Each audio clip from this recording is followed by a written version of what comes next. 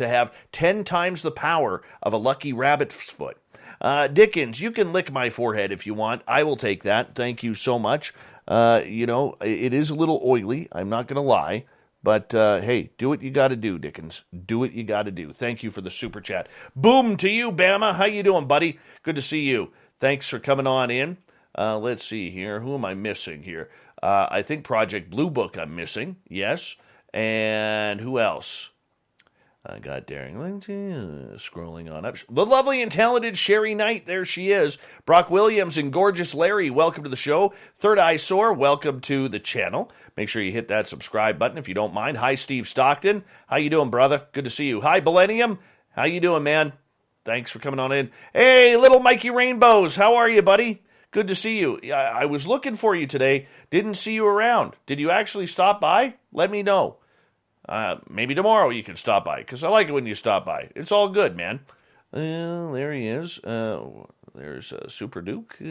Randy Spurl's here, everyone. Randy Spurl. All right. Hey, Fapster, thank you so much for that super chat, man. Love you, brother. Really appreciate you. We got about 5 seconds. We're going to get this thing rolling. If you're new, hit that subscribe button. Let's rock and roll. Horns up.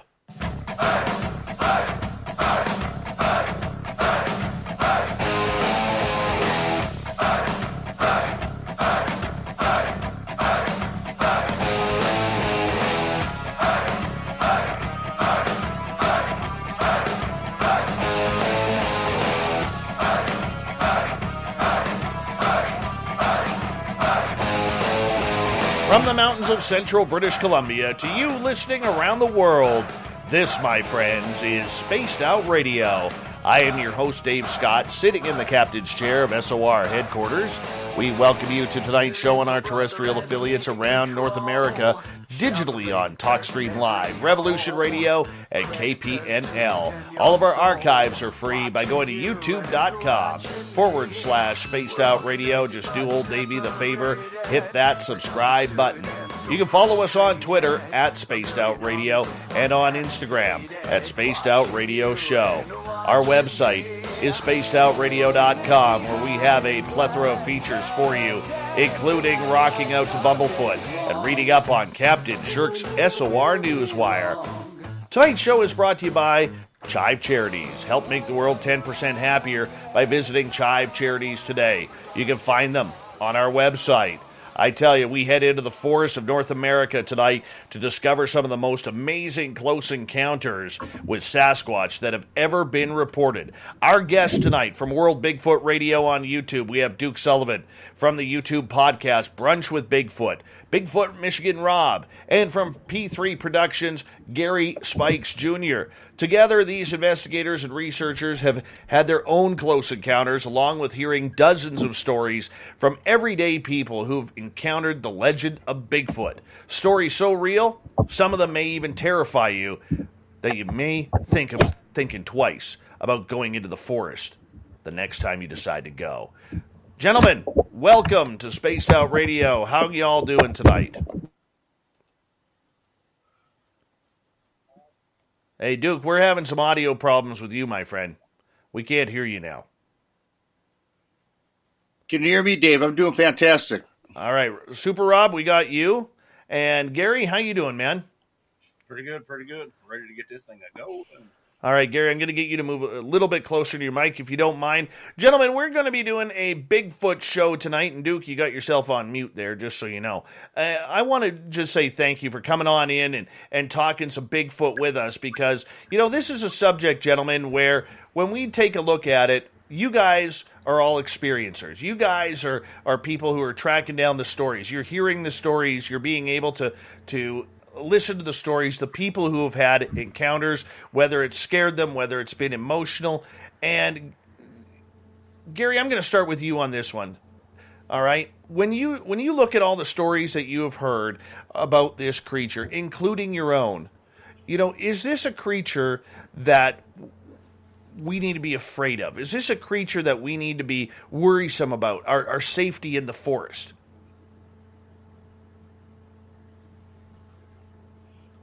You got your microphone on mute, Gary. Sorry about that. That was unprofessional. I would say that it needs to be very well respected. I would respect it more than a. How about now? I would say that it needs to be very well respected. Like I was saying before, it's even more than a bear because of the intelligence level and the speed. I've never had what I would personally say is an aggressive encounter. Just the sight of it alone terrified me enough. But you sure hear a lot of stories of them starting to get a little aggressive if you start messing with them a little better. Duke can chime us in on that one a lot better because he's been doing this a lot longer than I have. But they definitely got the potential to be extremely dangerous. I mean, with the speed and the size and the strength and the sheer brutality of the force of their being. You're looking at something 8 to 10 feet tall with shoulders 5 foot wide. Of course they'd have the equipment to do it.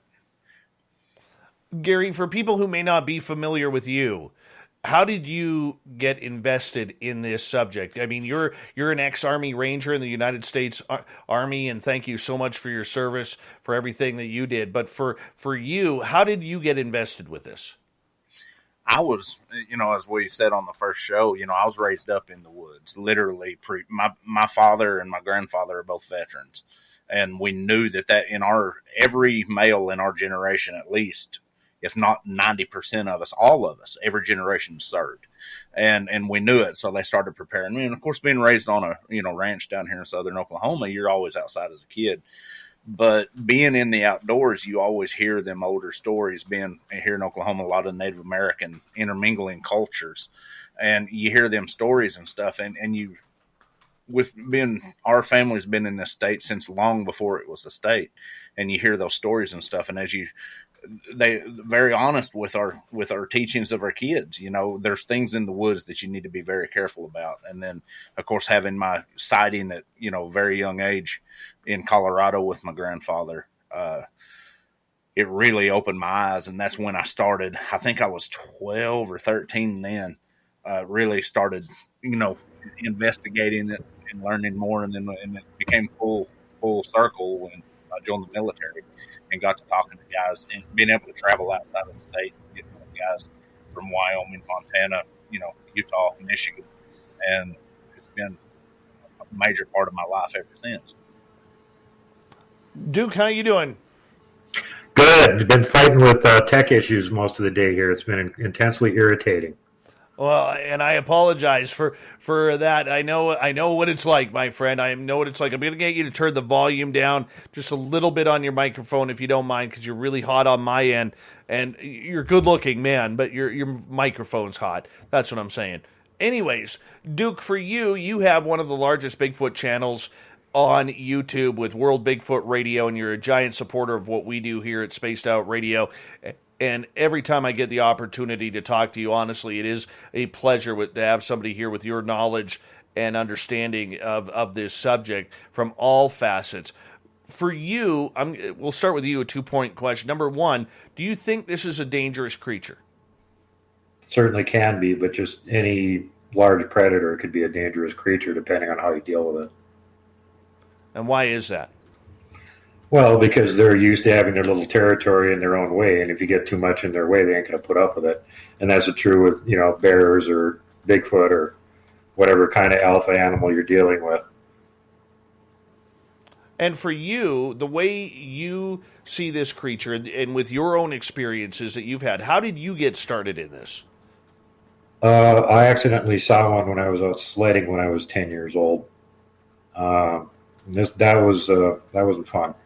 I was out with one of my friends, and we had made a great big sledding run out in the middle of nowhere, about 2.5 miles back behind my house. And it had just been brutally, brutally cold. As a matter of fact, we had an all-time record low temperature in the county next to us, which was 52 below.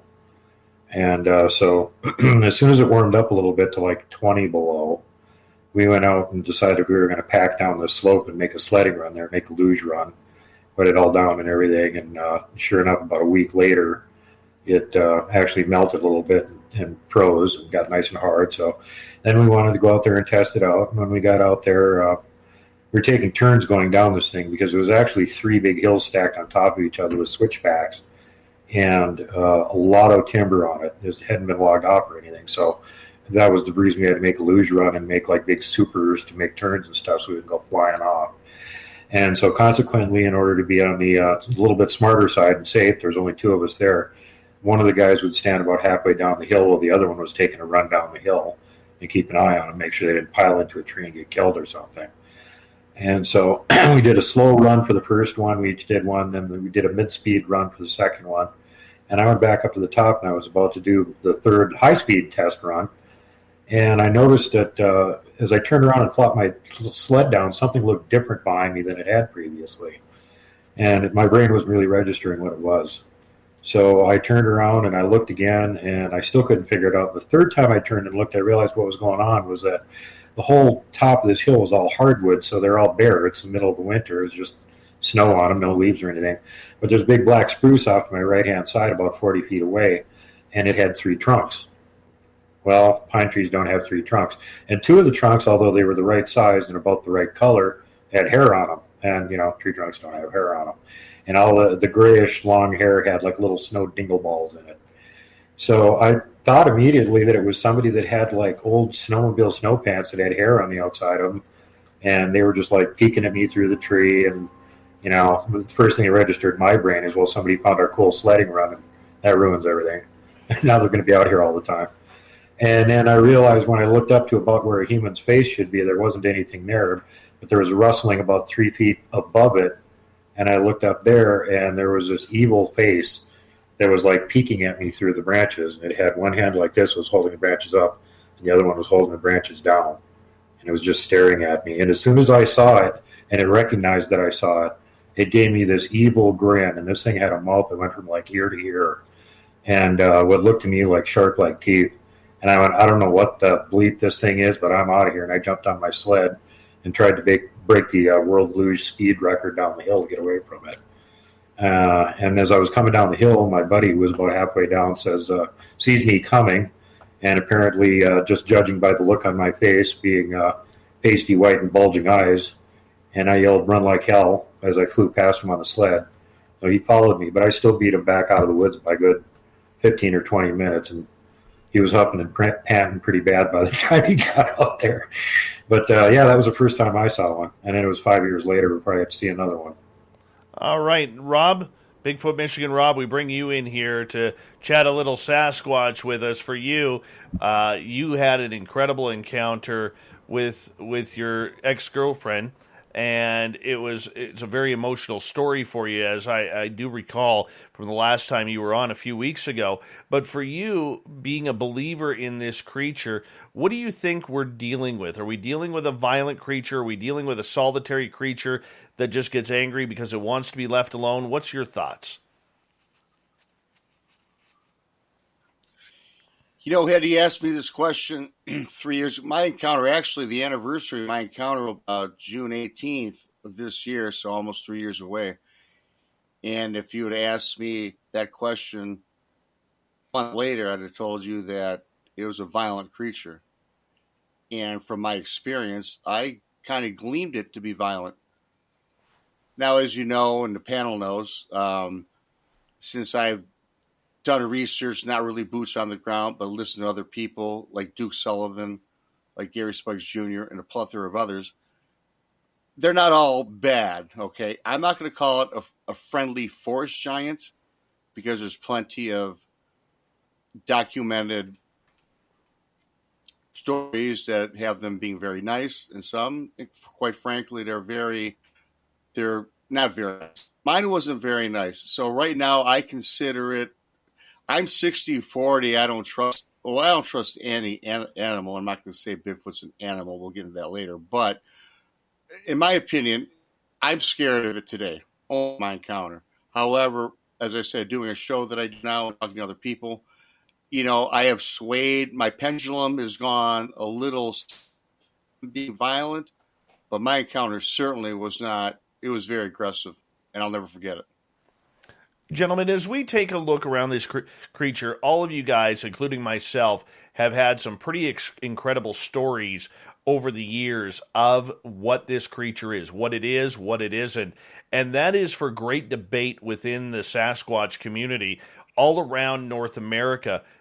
the debate is what I think hurts a lot of the relationships and the studies of mainstream science taking this seriously, and even amateur investigators such as myself from taking it seriously. We know there's something out there. I've seen it. You guys have seen it. Many of our listeners have seen this creature. However, when it comes down to it, there's a lot of great debate that goes on. Is it a monkey? Is it interdimensional? Is it a form of person that is still primitive? I mean, where are we lying on this creature as we start to move forward here we're well into the 21st century now, and we're still having these same debates that were happening in the 50s, 60s, 70s, 80s, 90s, and early 2000s. Duke, let's start with you. I defer to the Ketchum DNA study, which has already sequenced their DNA genome, and it's listed in ZooBank. And there's a bunch of deep state flunkies running around trying to discredit it right now. I'm sorry, that don't wash. If you go look at the actual evidence and who did all the testing and everything, there's over 100 samples from all over the continent. I know some of the people that provided the samples. It was a legit study. They don't know exactly what the father is, but, in order to test the DNA on something and match it with something, you have to have a pre-existing match. So there isn't anything pre-existing to match it to. But we have, through her study, found that the mitochondrial DNA is human, and the nuclear DNA is unknown something or another. And apparently it hybridized 12 to 15,000 years ago. So, I mean, obviously they're adjacent humans. They couldn't successfully hybridize with us if they weren't. They wouldn't be able to mate with us. You can't mate with a gorilla and make a baby. Sorry, don't work that way. They have to be really close to humans. And that's why if you go look at the human DNA sequences, especially from Northern Europe, you're going to find that like a lot of the people there actually have Neanderthal DNA, many of them up to about 3%. And there's also been crosses that have been documented between Neanderthal and Denisovan. They recently found a skeleton over in the Caucasus Mountains that they tested because they couldn't figure out what it was. It was both. It was a hybrid of the two. And they've additionally also got the Denisovan DNA sequence. So, that's like pretty hard evidence for what they are. Lots of people have found hair samples, tissue samples, toenails, little pieces of bone have been found, lots of hair samples, blood samples, all this kind of stuff. And a lot of the times when people test these samples, you get these guys that go, it must have been contaminated because it's coming back as human. Well, did you clean the sample? Because, that's actually something you can do, especially if you got a hair sample. It doesn't even matter if you touched it at this point. They can clean the sample, and they can still look at what's inside of it. So that doesn't wash anymore. And the reason it keeps coming up human all the time is because they're adjacent humans. And half their DNA sequence is human. Duh. So really, it's just a lot of holdovers from the 1950s and 60s that haven't done their homework, don't pay attention to what the latest things going on in the scientific community in relation to the Bigfoot community are. And, I find it to be very disturbing, distressing, and annoying myself. There's a big part of the Bigfoot community that don't pay attention to anything new that's coming out and are essentially blind dogs chasing each other's tails in a circle forever. And that's about all I got to say on it. All right. How about you, Bigfoot Rob?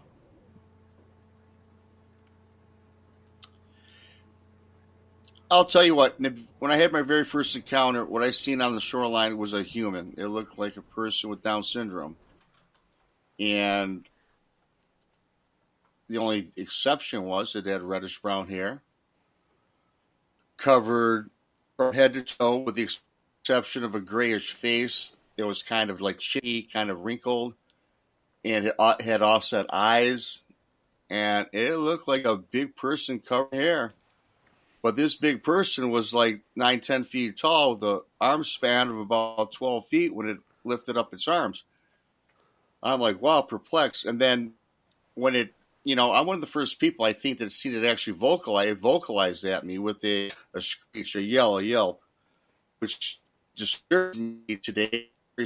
Actually is one of the I know it has some audio. It's very similar to what I experienced. And this thing turned to something that I always say today. It turned demonic. The face turned from a human-looking person into a thing that was you would see in a comic book.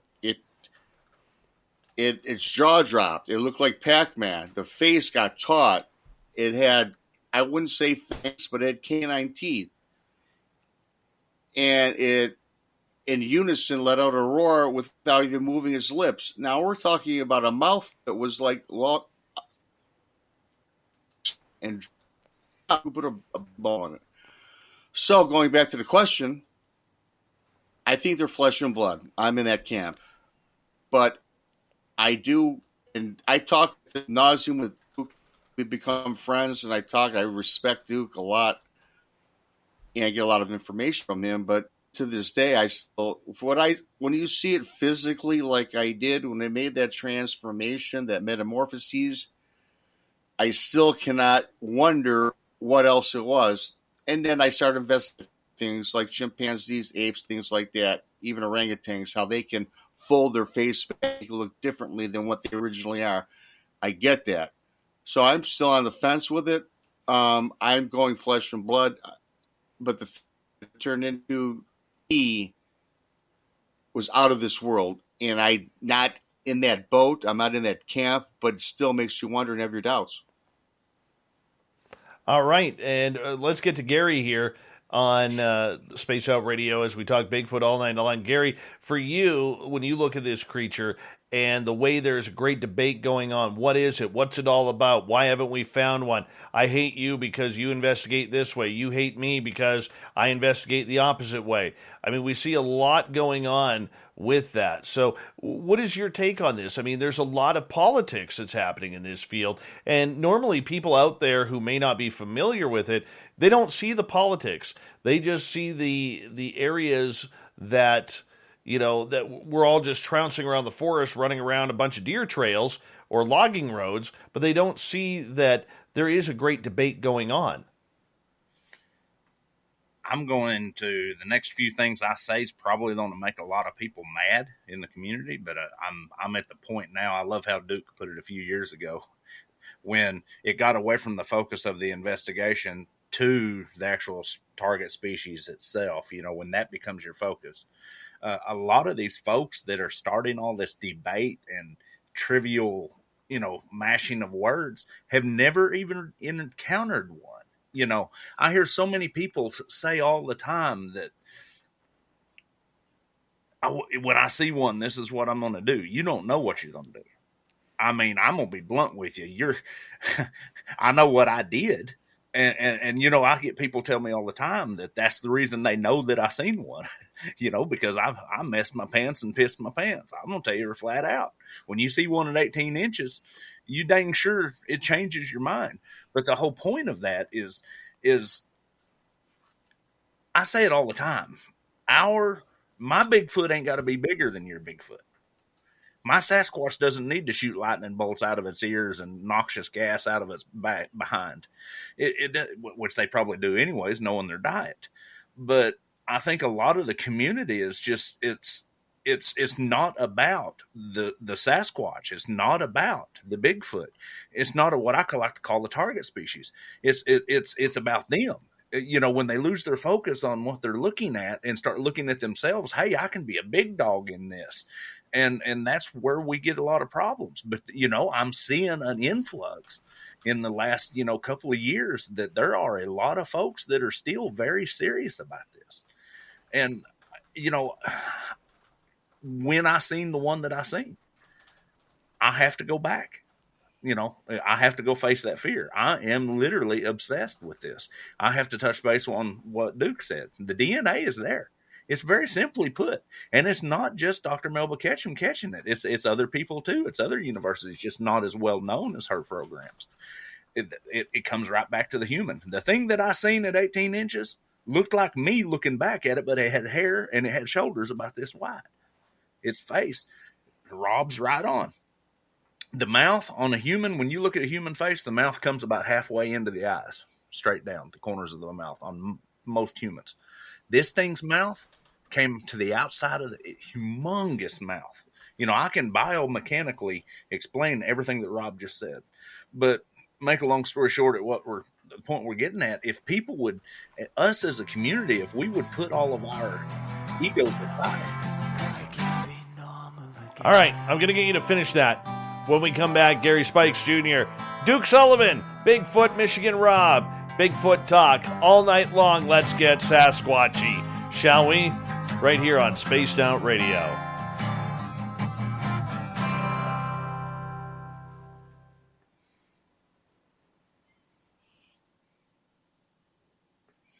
All right, we're clear. Two things. Duke, I have to say I'm laughing because when you speak, we can't see your mouth move because your microphone is like this, and like that's good.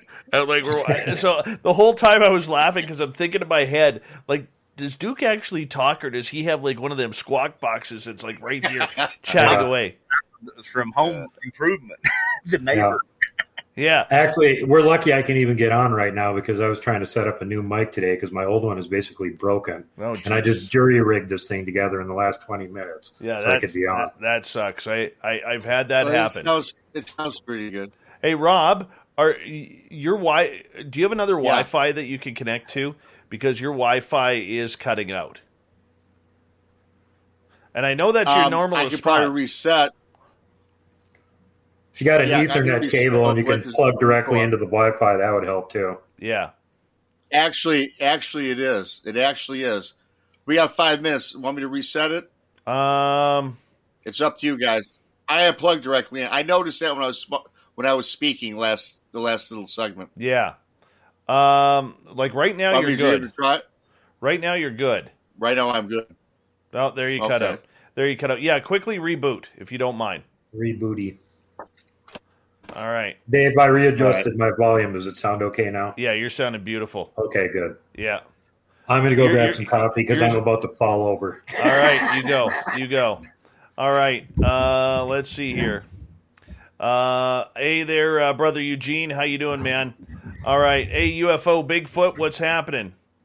All right. Let's see here.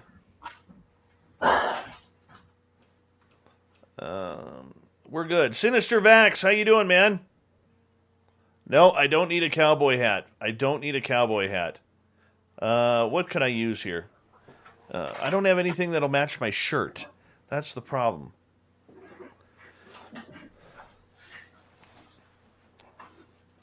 Yeah, I'll just go like this while I wait for them.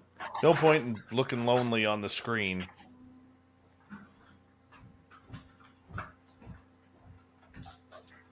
Chad Smith, yes, we love our UFO garage around here. Holy cow. Isn't Duke like a bull in a china shop? Seriously. That guy makes a lot of noise. It's hilarious. Hilarious. Dave has a couple of Sasquatch encounter stories. No, that's next half hour, Kira. Next half hour. Thank you, gorgeous Jenny Metz. Jennifer P., who's down in Laughlin, Nevada. Hey, yeah, Mike, this is my buddy Mikey Schmidt there in the chat room. He gave me this vest. I love this vest. It's a Carhartt. I'd never owned anything Carhartt before. And then he decided to lose about 75 pounds. And it's like, yeah, here, fat guy, this doesn't fit me anymore. And I tried it on and it fit. And I was like, damn it. Rob and roll. Right there, buddy. Rob and roll. Jennifer, are you at the craps table right now? Are you at the craps table? Actually, it would be a magenta, Derek. A magenta. Ed Clater with a huge super chat there. Thank you, Ed. Appreciate that. It's very nice of you. I will never wear a Toronto Blue Jays patch. Ever. I'm a Yankees fan. Oh, there's little Marky Spender right there. Fat guy approved, which means that he has officially given the thumbs up to me wearing this vest and shirt combination.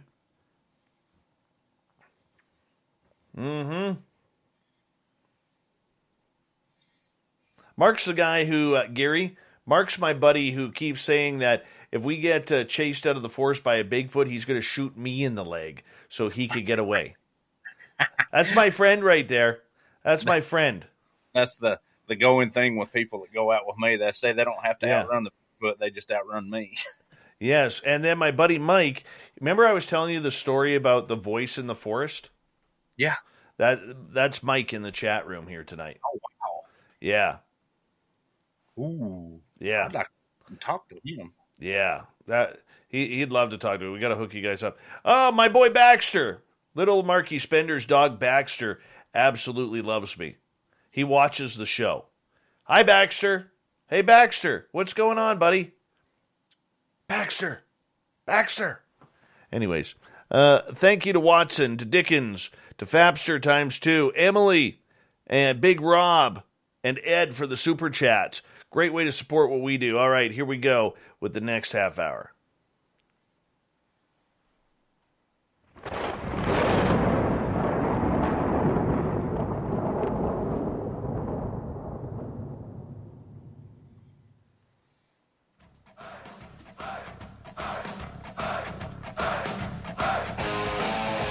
Second half hour is underway tonight on Spaced Out Radio. Thank you so much for taking the time to join us. Really do appreciate earning your listening ears. Want to remind you that if you've missed portions of this show or others, check out our free archives by going to youtube.com/Spaced Out Radio. Just do me the favor, hit that subscribe button. Our website is spacedoutradio.com, where we have a plethora of features for you, including rocking out to Bumblefoot and reading up on Captain Shirk's SOR Newswire. Follow us on Twitter at Spaced Out Radio and on Instagram at Spaced Out Radio Show. We continue on with a big paranormal roundtable of Bigfoot researchers. We have from World Bigfoot Radio, we have Duke, we have Bigfoot Michigan Rob, and we have Gary Spikes Jr. hanging on out with us, having a good time, chatting lots about whatever this creature is. Now, Gary, I know for you, I want to get into some stories tonight, because that is big for our audience. Let's hear some really weird, wicked Bigfoot stories. You've talked to a lot of people, man, who have had encounters with this creature. Outside of your own, what's a story that really sticks out to you that you've heard about a close encounter with this creature? You know, really, and I might get in trouble talking about this, but I'm going to give the man credit. One of my mentors in kind of the community for a few years was Mr. Randy Arrington from Ozark Mountain, Sasquatch. He had a friend that when he heard the story, she was in her 70s. Yeah. And she, at a young age, I'm pretty sure it was in Missouri, up northwestern Missouri. She was reading a book, this was back in the Depression eras, shortly after. And she was reading a book out on the tree line underneath some trees. And this one kind of gets me because it makes me think of other things. But she, at the age of 10 or 12 years old, I think she was, might have been even younger than that. She was sitting there reading, and something made her look towards the brush line. And when she looked towards the brush line, she seen a Sasquatch on all fours coming out of the brush line, and it was about 4 foot from her. And she just jumped up and ran to the house screaming, and it just disappeared. But just knowing that, knowing what I know about predators, I always tell people, when you got a Sasquatch bluff charging you, yes, there is the potential for danger there, but that's not the one you need to worry about. You need to worry more about the one that's sneaking up behind you.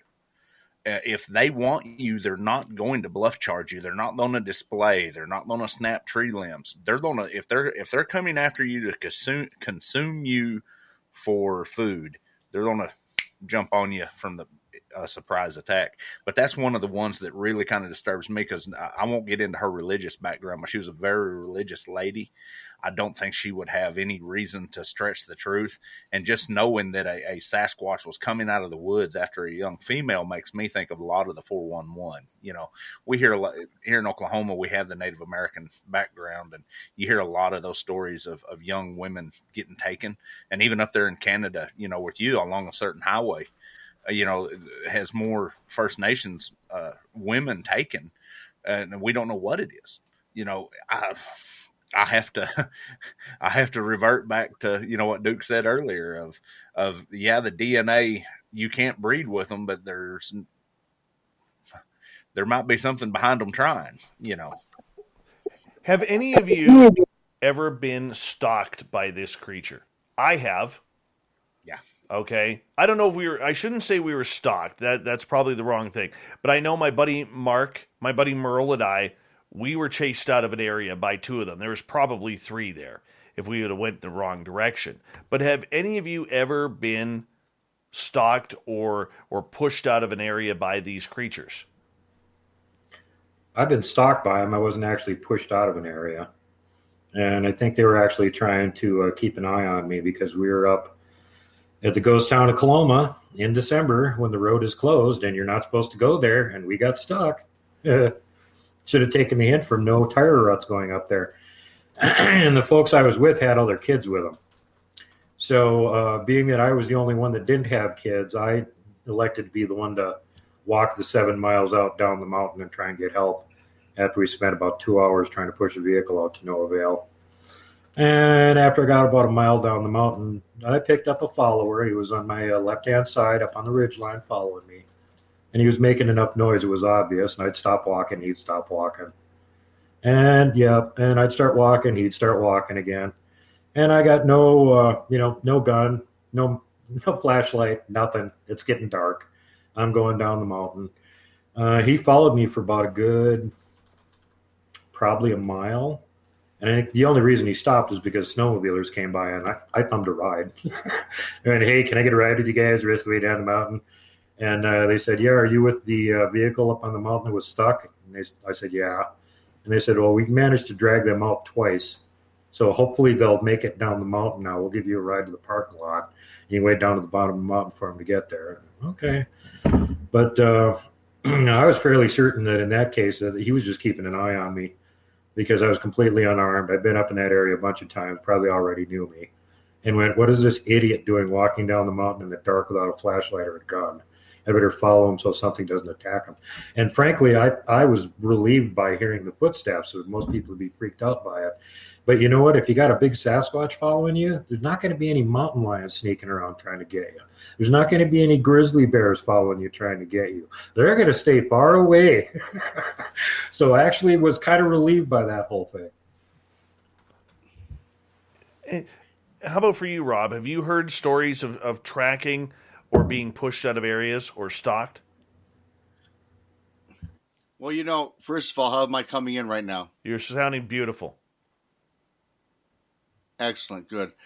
I've heard several stories, in fact, and, reverting back, though, to my encounter, I wasn't stalked, but I thought I was pushed out of my area. And that's where we revert back to, is Sasquatch aggressive, or is it somebody, a mean or a malevolent being? When I had my encounter, rocks was thrown at me at the boat, right? Literal rocks. And my girlfriend was telling me, hey, Rob, something or somebody is throwing rocks at the boat. At the time, there's nothing on the shoreline.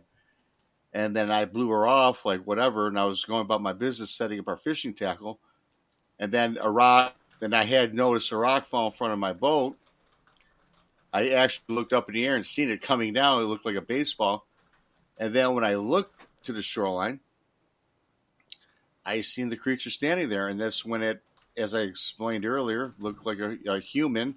And then when it turned into something different than a human and screeched and roared at me, yeah, it was like, get the crap out of here. I mean, that's my first thing. I was like, oh my God, certainly that's what I did. I just hightailed it out of there. So I guess in a sense, he was just protecting his territory. Now that I have more experience thinking about these things, I think he just was protecting his territory. He was maybe not violent towards me, but certainly gave off a violent temperament as to where, hey, you don't belong here, buddy. This is my fishing area. And the stories that I've gotten through emails and such for our show that we do, in fact, it goes back to I had some people talk to me about being stalked about them.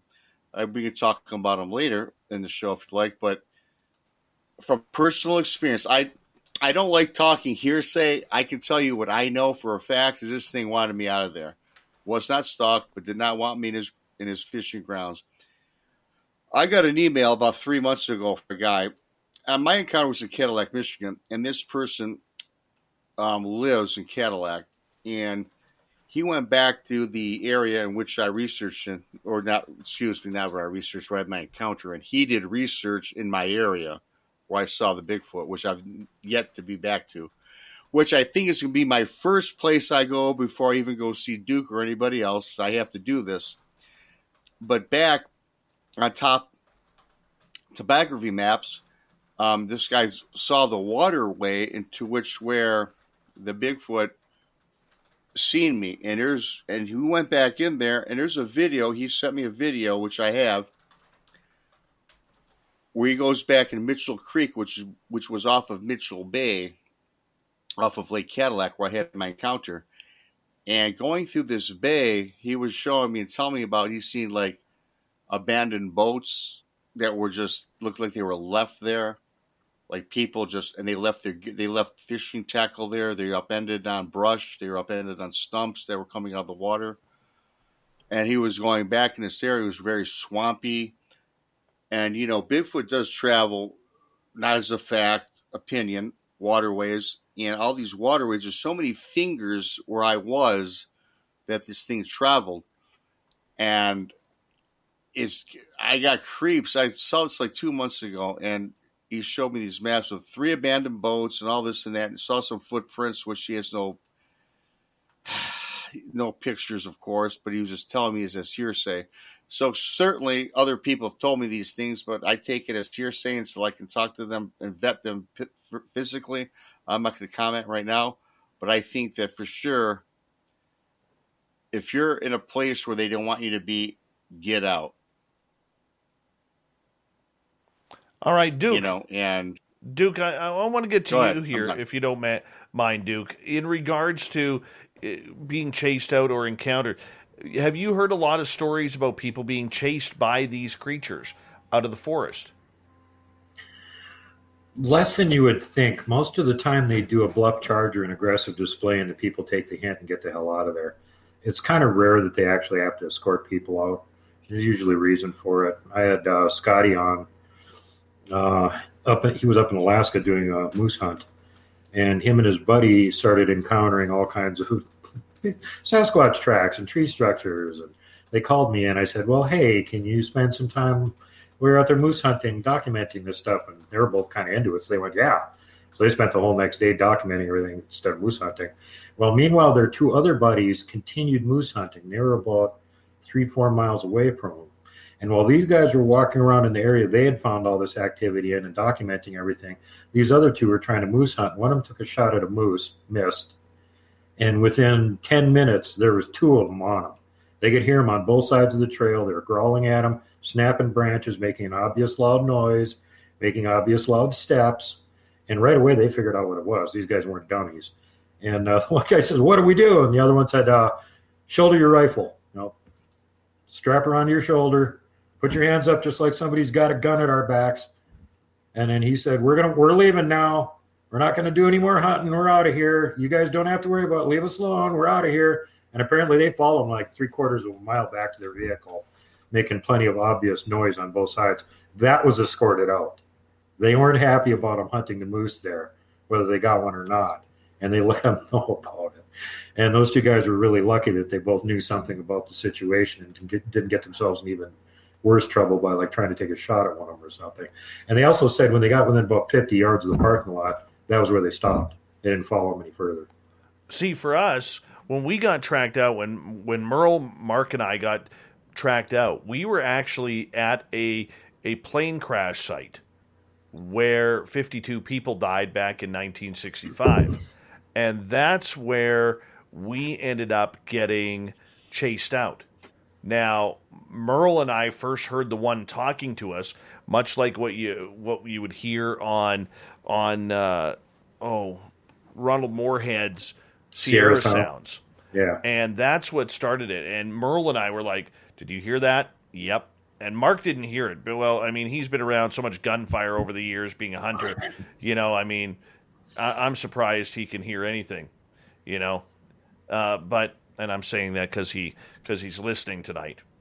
And anyways, so we walked back towards the crash site, and Merle was doing an investigation at this piece of the plane, and I was kind of moving towards where Mark was. Mark was about 90, 100 feet from Merle, and I was kind of in between.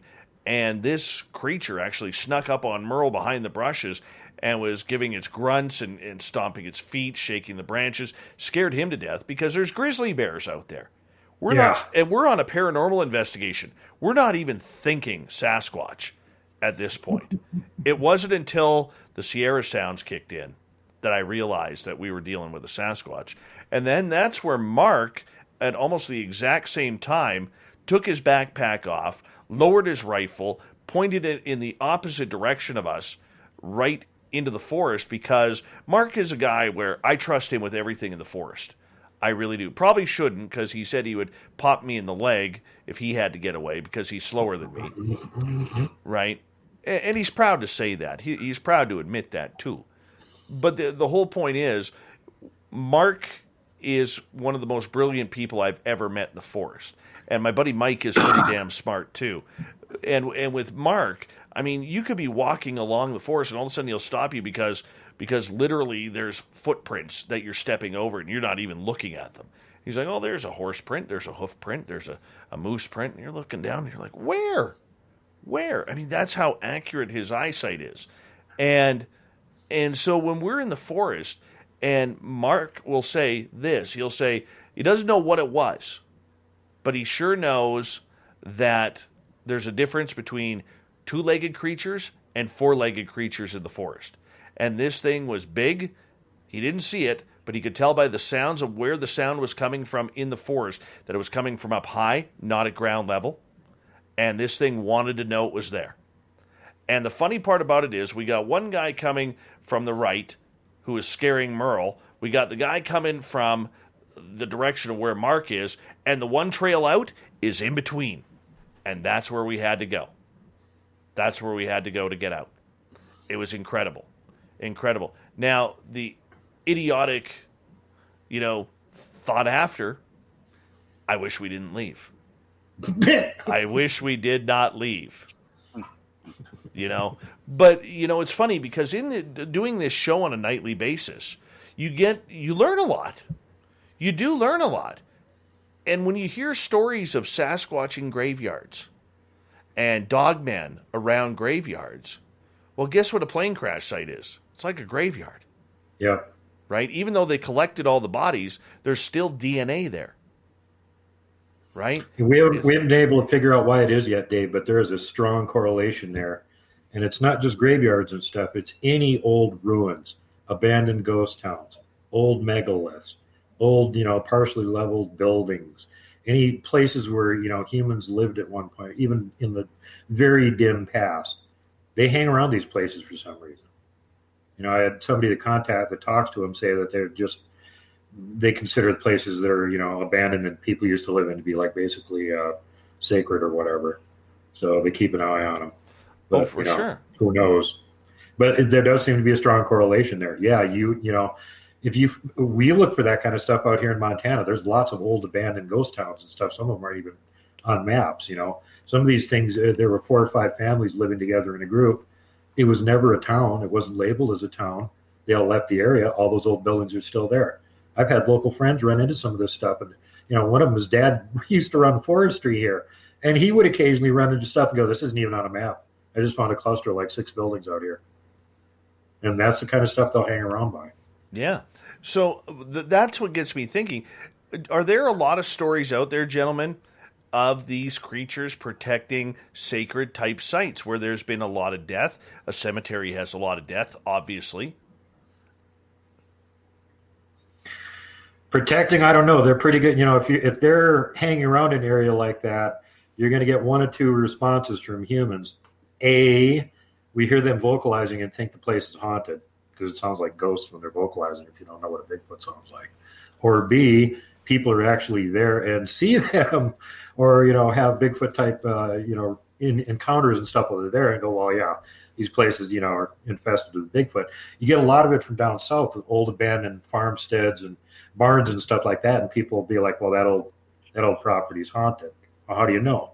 Because we heard weird howling and stuff coming from it late at night. Well, It's probably a Bigfoot living there. You got an old abandoned barn. That's a convenient place to not get rained on, right? I want to stop the show here for 1 second because I want to bring up Julie's comment in the chat room. She said, I had chemotherapy today and was feeling a little down and can't sleep, but everyone here in the chat room is making me laugh and forget the daily crap. SOR, Dave, his guests, and all of you in the chat are the best.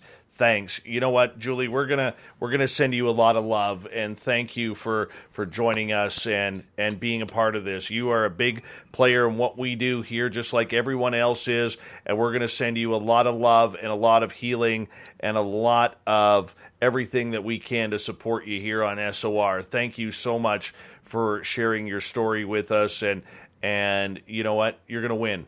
You're gonna win. And I can already feel it. We love you, and thank you for showing that with us, and I appreciate that. Let's continue on, gentlemen, with the Sasquatch stories tonight. We got about 3.5 minutes before we got to go to break here at the top of the hour. Why do you think this creature is territorial? Is it territorial towards humans because it's maybe a vagabond family that's moving through? Or is it territorial because maybe it's like a wolf pack or a bear where it has a kill nearby for food? Why do we think they're territorial like that? Gary, you're shaking your head. You might want to turn your mic back on. Sorry about that. I honestly think that they're more territorial because they know what humans, anytime a human comes into their area, usually more humans come. Right. If they hurt a human, more humans come in. And we have a tendency to just tear everything up we touch or ruin the fauna of the area.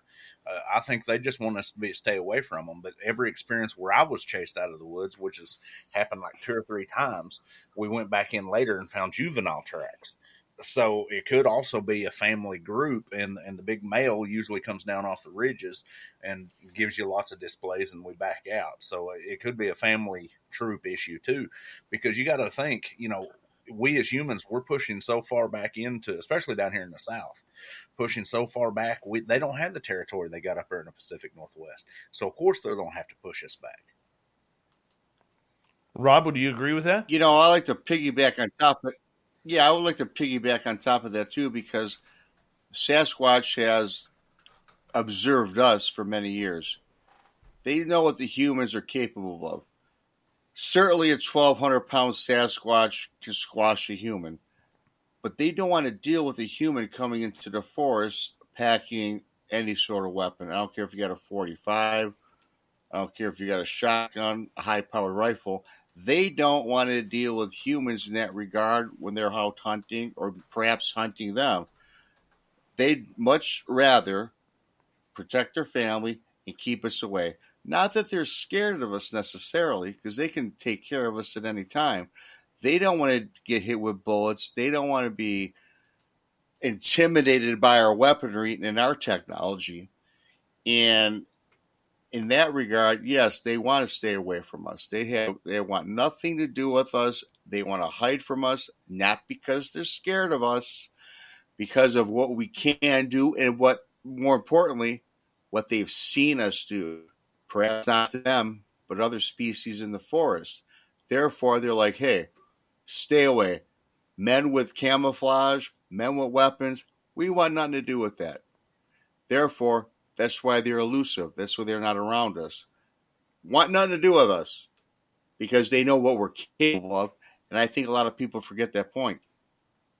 That is a huge point right there because, we don't know what they're capable of. We don't know their territory. We don't know a lot about what they're eating, what they're feeding off of. We can only assume. We believe they're omnivores because we have people see him eating berries, people see him eating fish, people see him eating, wild hogs or deer or whatever they could get their hands on. So we can believe that they are omnivore.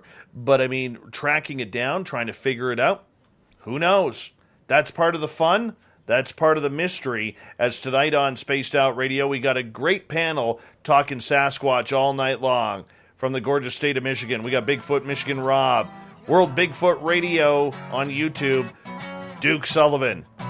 And from P3 Productions and Spaced Out Radio, Gary Spikes Jr. We'll be back with more Bigfoot talk. When we come back, it's going to be a good time. You stay tuned. Spaced Out Radio continues right after this.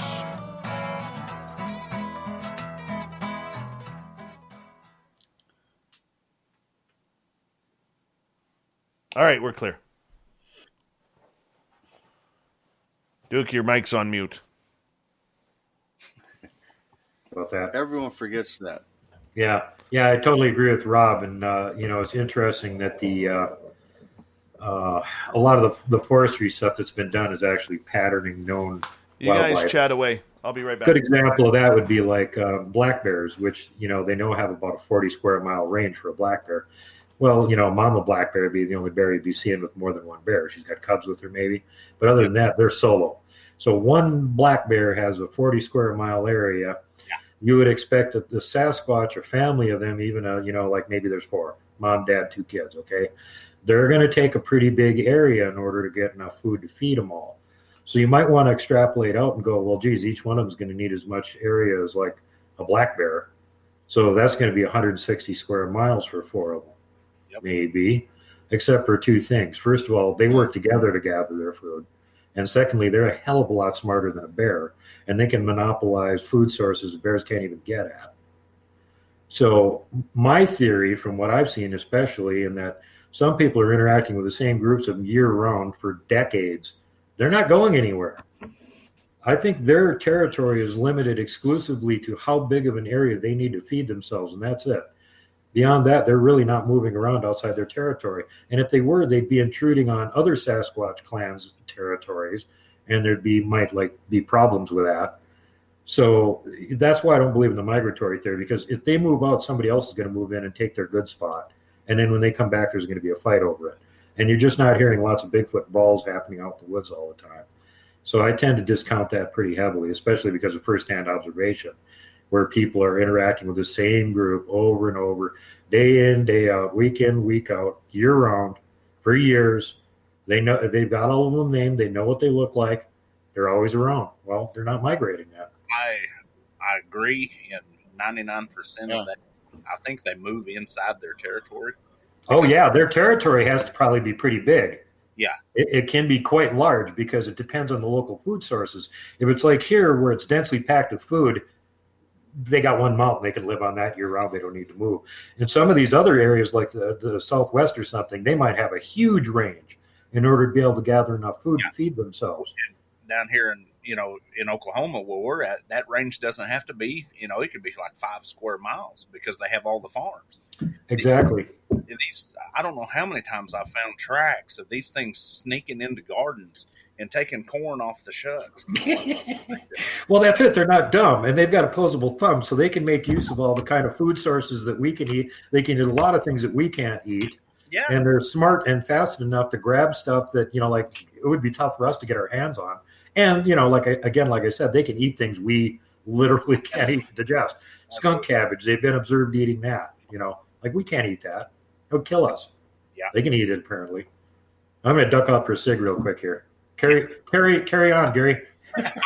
I guess I'll talk to myself. Hey, Gary. How you doing, Gary? Here, let's see. The Murray, my brother from Norman. How you doing? Hey, what up? Yeah. Definitely I'm up. I got Who Scout into this. Folks, I got to say that I am quite happy. Dave saying Gary Spikes with P3 Productions and Spaced Out Radio. That makes me cool. I love to be part of this team. It's been a great experience the last couple of weeks. Let's see. Let's go over some other comments. Jenny Whitebear, she's always here. That's my sister. She's awesome. She's a sweetheart. Let's see. Jeff Gear, how you doing? Michael Haywood, how are you doing? Mr. Lee 3PO, Spikes Jr., where's my shirt? Well, that depends on who you are in real life. Because no telling. Let's see. Vinny, you're always here, brother. We see you quite a bit. Jazz, glad to have you on, man. Love seeing the younger generation because you guys are the one to carry this ball when we can't. you guys need to really learn as much about this subject matter as you can. That's where the future of this research is in the younger generation. Your boy, Roy Boy. All right. Jazz Ramblings, 15 years old, listening to tonight's show. We really appreciate you tuning on in, kiddo. Hope you're having a good time enjoying it. Roy Boy, what's going on? How you doing? And Gene Beckett, the lovely and talented Gene Beckett is here. Paul John Tavares has a nice goatee. He wants everybody to notice it, if you don't mind. He would appreciate that. Let's see, what else? Jean-Paul. What else we got here? We're on in about 45 seconds. Big thank you to Watson, to Dickens, to Fapster, Emily, Big Rob, Ed, and Madison for the awesome super chats. The Queen Bee is here. How are you? Much love. And who else do we got that's come in here? Bill Effin Murray is back. Bill Effin Murray, how you doing, buddy? Good to see you. And, oh, hey, Clam. What's happening? Oh, hey, Clam. And am I missing anybody else? Let's see here. I don't think so. Shoot. Mm-hmm. And, oh, there's the lovely and talented Shar. Hi, Shar. How you doing? Big thank you to you. And we'll put that up for Clam because he likes that. All right. We're on in like 5 seconds here. Let's have a good one here as we kick off hour number 2 right now.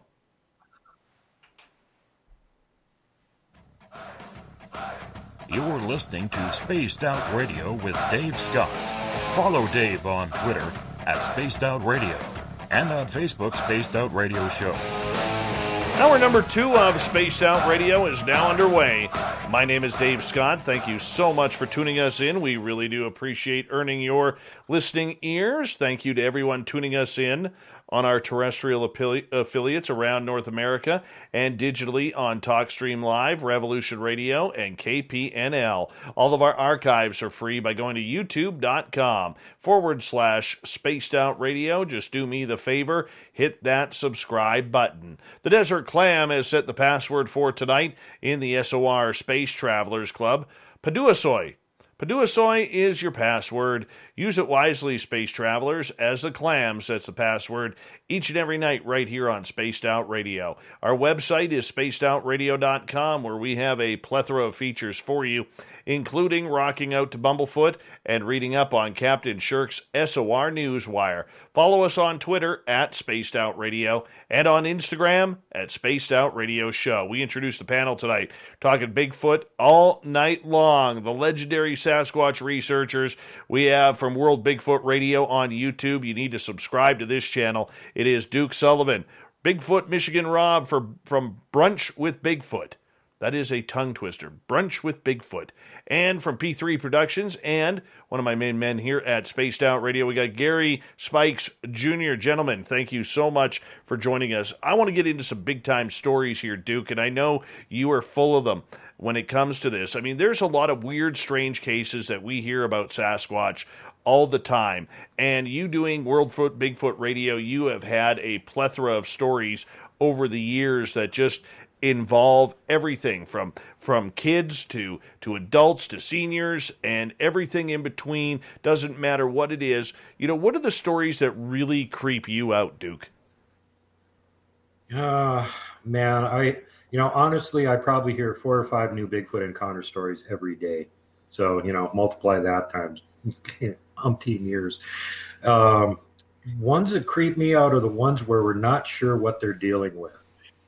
Whether it's actually a Sasquatch encounter or whether they're running into something else that's doing similar things to a Sasquatch or mimicking them, or, some of these variable farm entities. And then the other thing that creeps me out is where people have an encounter with something, they think it's a Bigfoot, and, from what I know, it's definitely not a Bigfoot. And then I have to break the bad news to them, and they're really not too happy about it.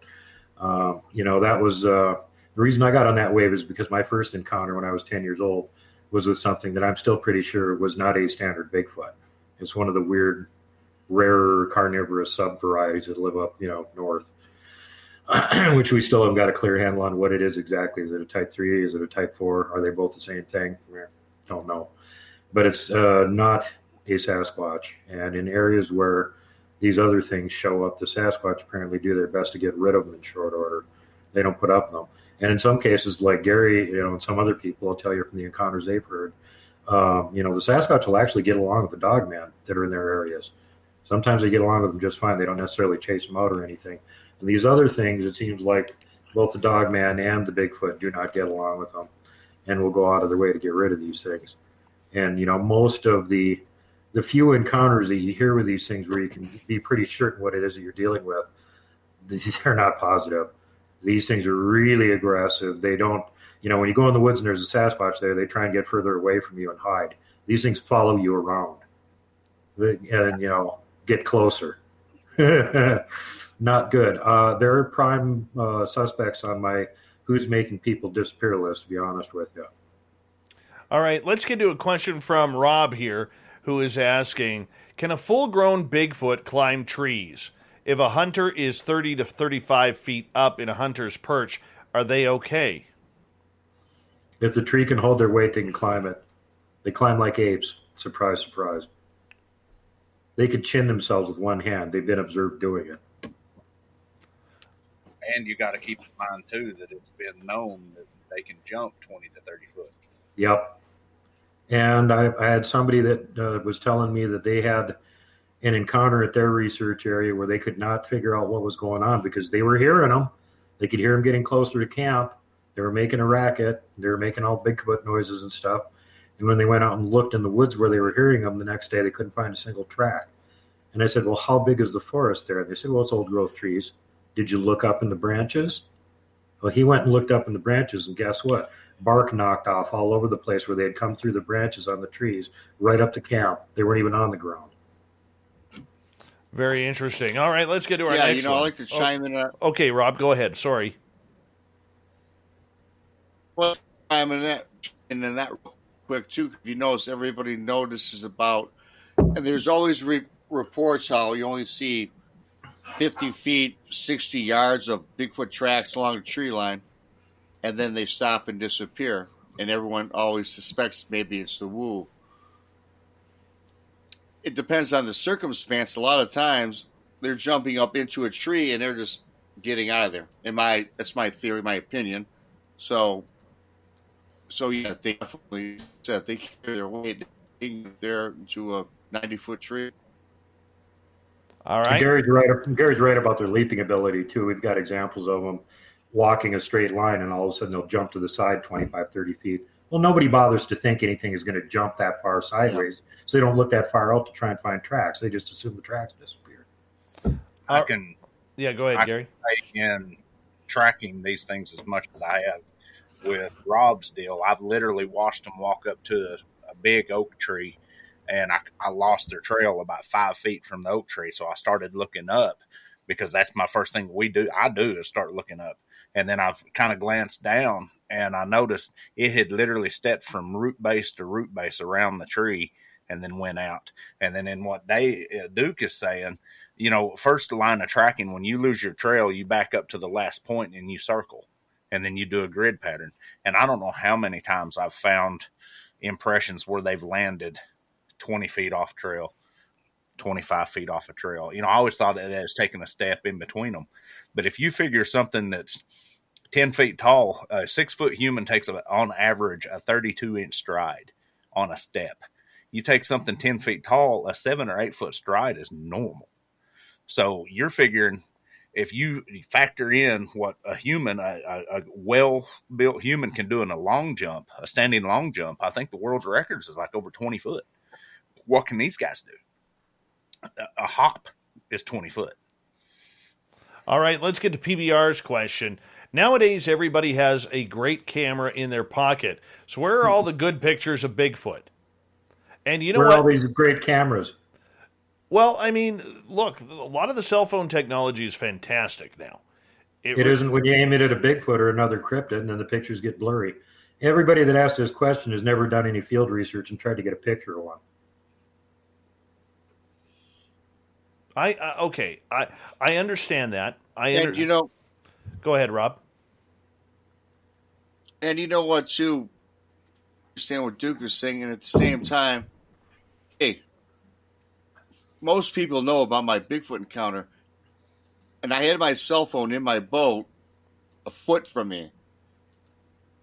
And I've gotten slammed for this on social media or people comment on my video that I put out about my encounter, and they asked, why didn't you take a picture?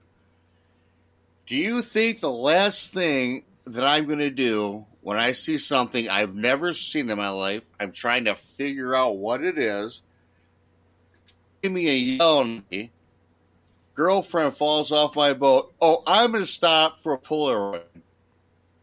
I think not. And everyone had asked me that question, and it kind of irritates me because I know it's happened to more than one person. My last thing is not thinking about pulling out my cell phone and taking a picture when I'm seeing something that is like so crazy that your mind is suspended in animation where you can't, your cognitive thinking is suspended. I'm not taking a picture. I'm worried for my life when I had my encounter.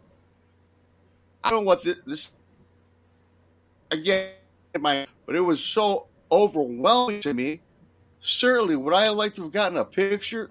Certainly, damn well, I took a picture. It was a thing about taking a snapshot. I think of the Kentucky movie. When my life, I feel is threatened. So, people that ask those questions, you know what? Boom, thumbs down. Well, if you're not in that situation, you're speaking on that. I got to back Rob up on that one too, because it's not just people that are seeing one the first time, or even people that have seen them multiple times. I've had researchers with me. The last summer I had Sunny with me. She's seen them multiple times. She actually got into a fight with one and didn't come out on the good end of it. And when she was up there with me, we had one step right out and open about 80 feet from camp. Bright daylight, stood there for about 45 seconds, looked at her, and then stepped back in the tree line. She had a cell phone right next to her hand. The last thing that occurred to her was to take a picture. And I was sitting across the camp from her in a position where I couldn't get a picture, and I realized what was going on. And I went, camera, camera, camera, camera. She was just too stunned to do anything, even with me prompting her, even with the camera right next to her hand. This is the kind of stuff that happens. And then the other thing is that if you try and, we found this out over and over again, and go watch all the recent episodes that I did. I just had Bama Bigfoot on. She gets more pictures of them than hardly anybody. And she'll tell you if you aim a camera directly at them, you're going to get a fuzzy blob. She was out in the open. There was one 25 feet away from her, just plopped down right in the wood line, was sitting there looking at her. And she spun around with her camera and tried to get him on video. And when she just figured, I got him, I got the proof. And she went back and looked at that video, and it's nice and bright and sunny, and everything's clear except for the blob sitting there right in the open, which shouldn't be a blob at all because everything else is in focus. Why isn't that in focus? She was so mad she wanted to throw her camera at the wall. But this happens to everybody that does the research on these things. People that usually catch them on camera aren't aiming the camera at them. It's off to the side of where the focus of the camera is somewhere. And the things don't think you're aiming a camera at them, and then you catch them accidentally. And that's usually where you get them. Gary, this is a very touchy subject for me. So, boss, you might have to rein me in. I'm a freaking airborne ranger. I've fought on 2 continents. I've got the scars and the bars to prove it. I'm highly trained. When I seen the one I seen face to face, the last bloody thing on my mind was grabbing a damn camera. It was, I grabbed for my pistol. After I got somewhat control of myself, 90% of the people that sees these things are not expecting to see them. So how can we expect somebody to reach? You're trying to get over just the initial contact of this. Now there are folks, like Duke says, that are going out and that's exactly what they're looking for. And so we have a multiple level episode going here. We got people that's just trying to get over the shock of seeing one. Then when you do get a bloody picture of it, then it don't work. I've got trail cameras. I've got thousands of trail camera pictures. And then every time you get Sasquatch in the area, you always have. We just had it happen 2 weekends ago down on the Red River. at Brown Springs. Trail cameras malfunction. I don't know what causes it. I'm not even going to go there. I don't know. But I will go. The last thing in your mind was pulling up a phone and, hey, let me take a picture of you. You're more worried about trying to survive and get over this. And I agree with you guys on this, okay? I do. Because when I had my Sasquatch encounter, I didn't believe that I was seeing two of these creatures right in front of me. I didn't think about it. When I saw the alien in the forest, didn't even think about pulling out my camera because I didn't believe what I was seeing. And Samantha Mowat, who was with me, is like, hey, see, I told you, aliens in the forest. You know, I mean, there's a lot of things when you were panicking inside. But I think when it comes to people like PBR, I think it's a legitimate question. He isn't doubting the research or he isn't throwing a sarcastic question out there. I think he's much like me and many others who are sick and tired of seeing these people zoom in so tightly on it that everything is pixelated. And can you see the eyes? Can you see? And you're looking at it and you're like, dude, that is a tree branch with some shadows looking like eyes. Or how do you take a bunch of leaves that are having reflection off the sun, okay, and calling that a Sasquatch? Or, you know, there's all of these out there, and that is the frustration. It's much like the UFO field where 90% of the people who catch something up above, they have no idea if it's a 747, if it's a drone, or if it's a UFO, or even a shooting star for that matter. I mean, look, how many reports are UFO people taking these days on Skylink or Starlink, whatever Elon Musk's satellite feeds are that go in the straight line. Every day they're getting calls on it. Every day. And so that is the frustration, I believe, with a lot of people who want to believe, but they can't understand where all these photographs are coming from. Now, I agree with you guys in a sense here that I do believe that there is something weird about this creature that does not allow it to be photographed. Okay, that somehow it has the ability to cloak itself or blur itself out to technology. There's been hundreds, if not thousands of cases of this. But for the rest of it, the people who are posting on all of these Facebook forums and everything with, you know, and you're like, and they're like, do you see that? Do you see that between the branches? And you're looking at it and you zoom in and you're like, moss? That's what's pissing people off, guys. Rob can vouch for You know, this. I agree. Dave, I agree 100% with what you say, too. In fact, PBR, I will say right now, I'm not mad at the question. I've gotten that question asked 1,000 times. But you know what? If you look back on it, this past Christmas, I got a great phone, and I'm trying to take a picture of my niece. You know, I took probably 6 selfies of her, and of the 6, and I'm talking about some dude standing with his niece like this. Of the 6 pictures I took, you know, 5 were blurry, and I'm not scared. I'm looking at Sasquatch. I'm looking at my 22-year-old niece, and I could not get a clear picture.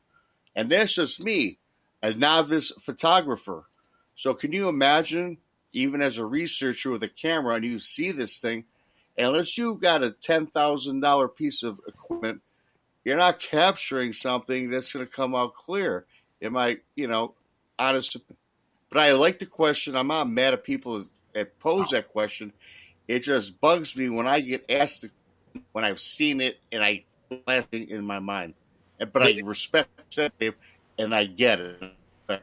In what Dave was saying, you know, especially Duke and Rob and Dave and all of us that host shows and stuff.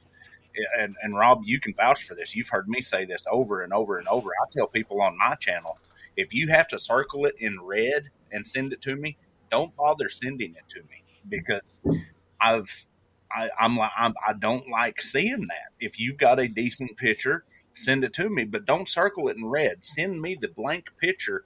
Don't tell me where it's at. Let me locate it. Because if you have to circle it or show me where it's at, then you're already putting an impression in my head that that you know you're trying to lead me into something. Send me the blank picture and or the, you know, just a basic picture, then let me locate it. Yeah, that's good advice. Very good advice. And you know what?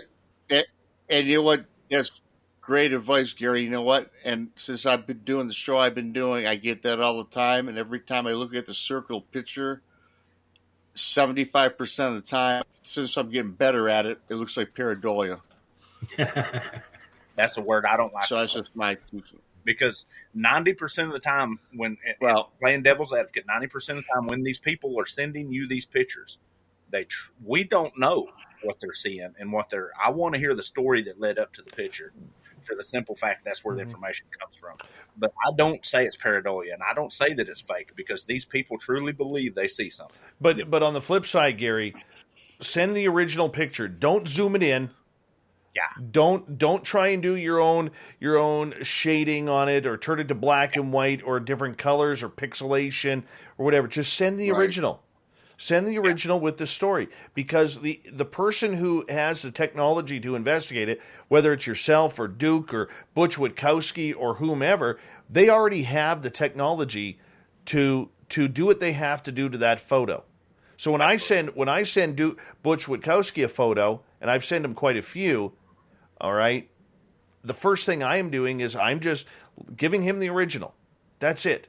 No zooming, no nothing. Let's move on to another question here, guys. Eugene is asking, what kind of weapons do you think, or what kind of weapons do you guys carry when hunting for Bigfoot? Duke, you start this one. I love what you do. Well, I'm a lunatic, so I don't even carry a weapon. I just carry a battle axe, or machete or a sword or something with me in case I run into a mountain lion or a bear or something. That's enough to chase them away. As far as guns or anything, I don't carry one. Some of my team members have one in their vehicle or something. That's just in case a grizzly comes up in the camp and gets pesky, then we'll blow him away. But in the area that we research in, we really don't need them, because it's crawling with Sasquatch. There's no predators up there. They'd be insane to go within miles of that area. So we don't really have to worry about it. As long as the Sasquatch aren't mad at us being there, they'll protect us just by presence, because no predator in their right mind will go anywhere near that valley as long as they're in there. Down here in the south, it's a whole different story, because we have hogs, we got snakes, we've got everything. When I'm by myself, I carry a Bowie knife and a camera and a bright light. If I've got my dog with me and my wife, that's my research partner. Now my dad is part of our team. I do carry a firearm. Now, in this new area that we're going into, it's known to be aggressive. I do carry. Now, people, you're going to laugh at me when I say this. I don't carry 9mm. I don't carry. I'm going to get serious here. The smallest gun I carry is a 45 long Colt, or a 12 gauge in a long gun. I prefer not to carry a long gun, because I truly believe that if the Sasquatch sees the long gun on you, they'll fade away. So we usually carry covered, or a sidearm. But if I have to, I carry a 12 gauge pump. Well, let me back you up on that, Gary. I agree with you completely in that methodology, because we do the same thing. But what I'm talking about is we've already reconned an area and we know who's living there. If you're going into an area fresh and you haven't reconned it, you go in with more than one person, go in armed.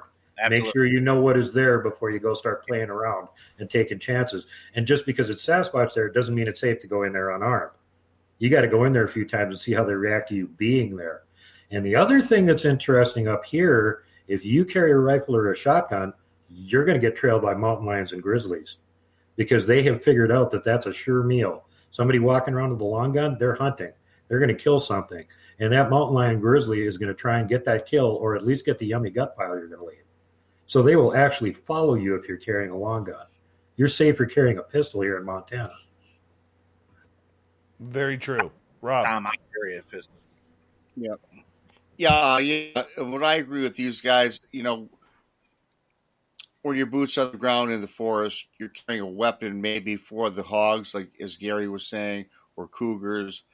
Bottom line, for people out there hunting Bigfoot, I don't like that terminology, but the thing is this: you're not gonna, if you raise your gun and shoot a Bigfoot, you're committing suicide anyway. So why bother? Because where there's one, there's more than one anyways. Or murder. So if you bother to shoot one, you're done anyway. So I would never attempt to shoot at one, unless, of course, it was threatened and wanted to kill me.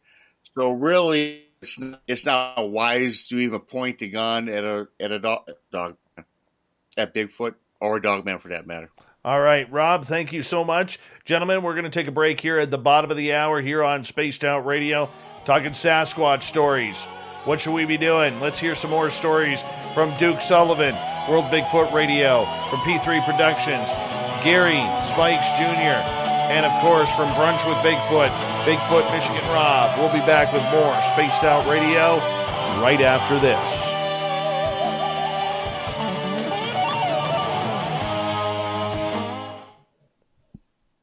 All right, gentlemen, we're going to boot through a bunch of questions here so I can get caught up in the chat room.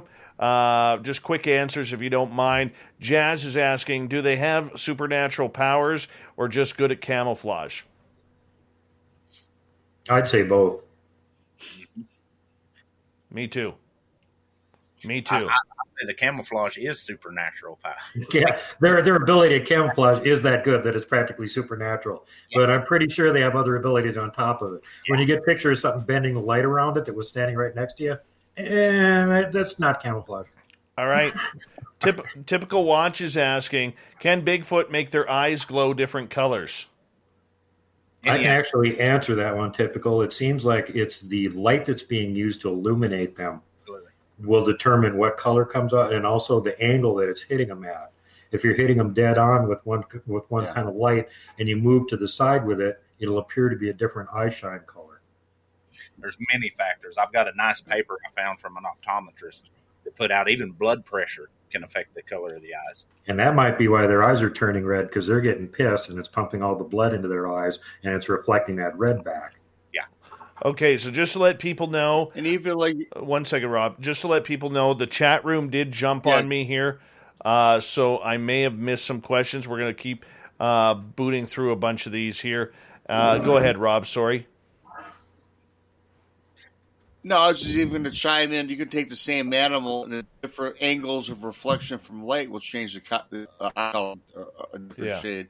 Yeah. Hey, Rob, you're starting to break up quite a bit again. Are you plugged into a hard line or are you on your phone?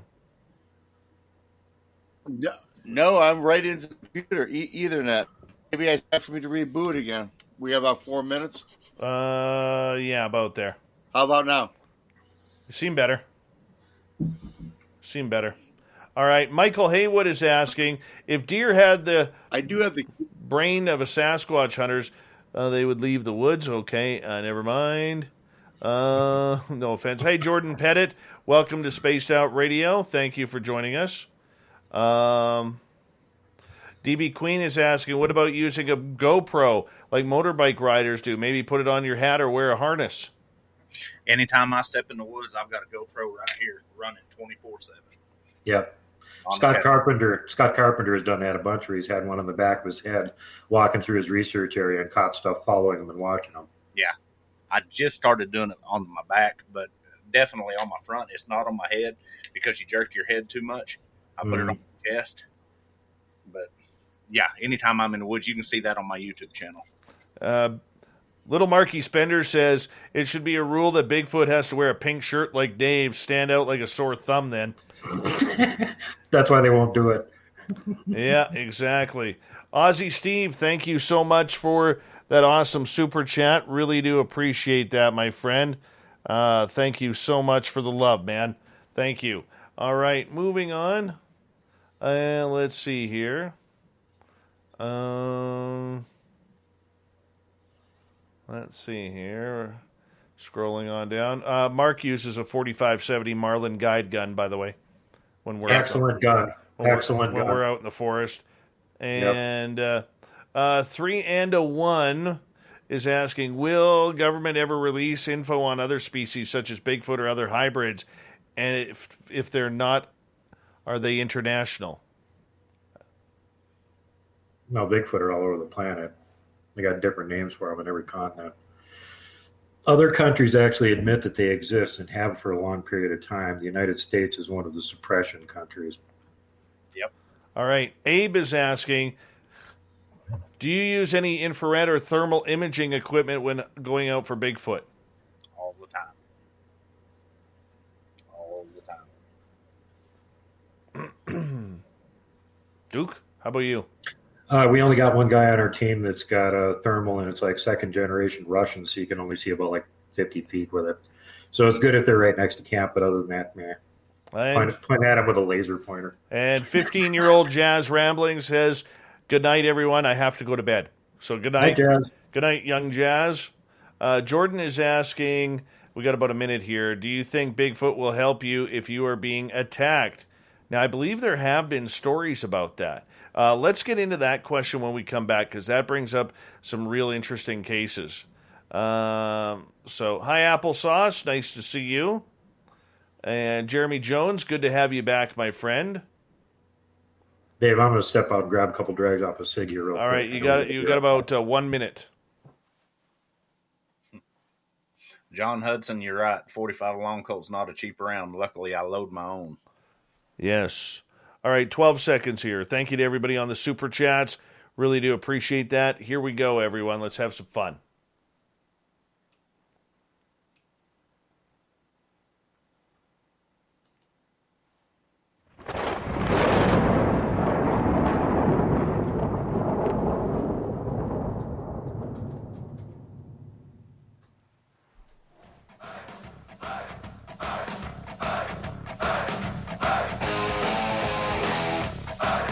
We pass the halfway point of Spaced Out Radio tonight.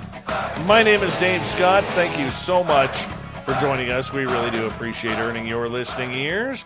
Want to remind you that if you missed portions of this show or others, check out our free archives by going to youtube.com/Spaced Out Radio. Do me the favor, hit that subscribe button. Our website is spacedoutradio.com, where we have a plethora of features for you, including rocking out to Bumblefoot and reading up on Captain Shirk's SOR Newswire. Follow us on Twitter at Spaced Out Radio and on Instagram at Spaced Out Radio Show. We continue on tonight with Talking Sasquatch all night long. We got Super Duke Sullivan from World Bigfoot Radio, Gary Spikes Jr. with P3 Productions out of Oklahoma, he's researching, and out of the beautiful state of Michigan, Bigfoot Michigan Rob. Gentlemen, thank you so much for joining us. Really appreciate it. Now, I want to start off with a question from Jordan here, who is asking, do you think Bigfoot will help you if you are being attacked? Have you heard of stories like this? Gary? Yeah. I mean, a few. Most of them are old. I haven't heard, in the last, say, 20, 25 years. But, a lot of older stories, one of the, especially from the First Nations people, you hear stories of some of them doing that, especially, and there seems to be a commonality. It's usually females, rescuing young children. And one of the real common ones is the South Carolina young toddler that lived in the woods for 3 days in sub-freezing temperature, and a bear kept it alive. Of course, that's not helping in an attack, but that's helping. And then you have lots of stories of them carrying people out of the woods and putting them, in areas. That's the reason this target species is such an in-depth subject, because you get from both ends of the spectrum, just like you do humans, good and bad. Rob, how about you? I've just heard about the incident in Carolina, like Gary was speaking on. Duke could probably talk a little bit better on that with one of his buddies. All right, Duke. Well, the magic bear incident, the teddy bear incident. Yeah, the magic bear. Magic bears during the cold parts of the season are hibernating, and when they're not, they're hungry. And when they see something little like that, it's a food source. It's not something they're going to cuddle up. Anybody that knows basic bear behavior would immediately laugh at this idea. Bears are not altruistic toward humans. You're a food source, or you're something to run away from. The other thing is that this child was actually in temperatures in the lower 30s, and it was raining the whole time that he was out there. He should have been dead. They should never have found him in good condition in a little thicket where they had just walked past a bunch of times looking for him, and then they find him there.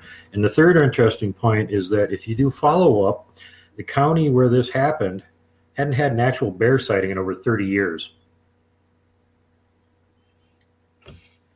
Yeah, that case is very, very intriguing to me, because the little boy, I think everybody is waiting for him to grow up, because apparently from what Butch Witkowski said, he's still talking about the teddy bear.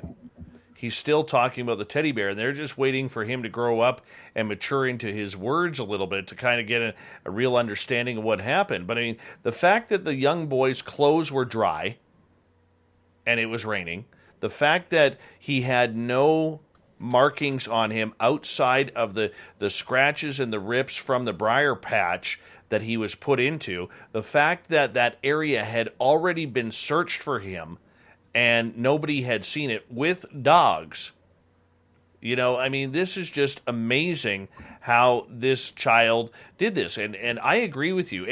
I'm not a hunter, and I hang out with a lot of hunters, but the one thing that we do know is that when a bear, whether it's a black bear or a grizzly bear, wakes up from hibernation, it is cranky.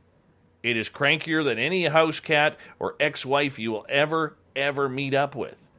And, you know, it's crankier than a Toronto Maple Leafs fan after the playoffs when the team gets eliminated once again. All right? Oh. Not only are they cranky, they're hungry. If they wake up during the middle of the winter, they're hungry. They want to eat something. They are. If they wake up in the spring, they're super hungry. They want to eat something. Let me throw something else at you there. Them dogs that was part of that search party was level 3 trained, same as my dog. And one of the officers came out and said that the dogs, not one dog, multiple dogs, had been within 20 yards of that thicket more than once. So we know that it wasn't in that thicket. Either that or there was something in that thicket that but he didn't say anything about adverse behavior of the dogs. Mm-hmm. And it should also be noted, too, for people looking into this case, there was no physical or sexual abuse on this boy. Nope. There was nothing scarring abuse-wise that this child suffered. So that needs to be addressed as well. Eugene has a question here. Do you guys hunt or track Bigfoot at night or daytime only, or both? Nope. Go first? Okay. Yeah, me and my team kind of feel it's like a waste of time to walk around in the dark trying to find them. So we go run around during the day when we can find all their tracks and beautiful structures and stuff. And then they realize that we were walking around all day finding their tracks and structures. So they come back to camp and visit us. So we don't really need to go out at night because they're going to be right there checking us out the whole time. Exactly. I tromp around in the daytime, and then at night I hunker down at my camp unless I know the area real well. And then I might forage around my camp, 150, 200 yards. But other than that, I tromp during the daytime because just like he says here at SOR, we own the night. Well, when you get in the woods down here in the South, they own the night. Yeah. Anywhere they own the night. Yeah, they have every advantage at night. They can see in the dark. They're super stealthy, super quiet. We have zero advantages at night. We're just totally disadvantaged. And the only thing we got that's worth a damn is our sight, and we can't even use that at night. Yeah, and I agree totally because, at nighttime, I think during the days where you come across some tracks, you'll come across some structures, and then at night, you might hear different sounds, you might see different eye shine. But the real thing, you don't know if it's a Bigfoot, you don't know if it's something else, something that Gary doesn't like to hear about from the woofter. So is this something that's really pretending to be Bigfoot, and it coaxes you into believing that? Therefore, I think the daytime for true Bigfoot exploration is do it during the day. Yeah. Ivy has a question, Duke, and you might be the one to answer this. Has anyone shown that child pictures of bears, wolves, etc., and see if the kid identifies one of those animals as the teddy bear? Boy, I wish I knew the answer to that question. As far as I know, hasn't been done. It probably has been, but we just haven't heard what happened. Really, what I want them to do is wait until the kid's like 6, 7 years old and put a camera on his face and show him the Patterson-Gimlin film and get his reaction. Now, the one thing that I learned from Butch Witkowski, this is still technically an open case. Yes. They are keeping this case open. Plus PS laws also. Yeah.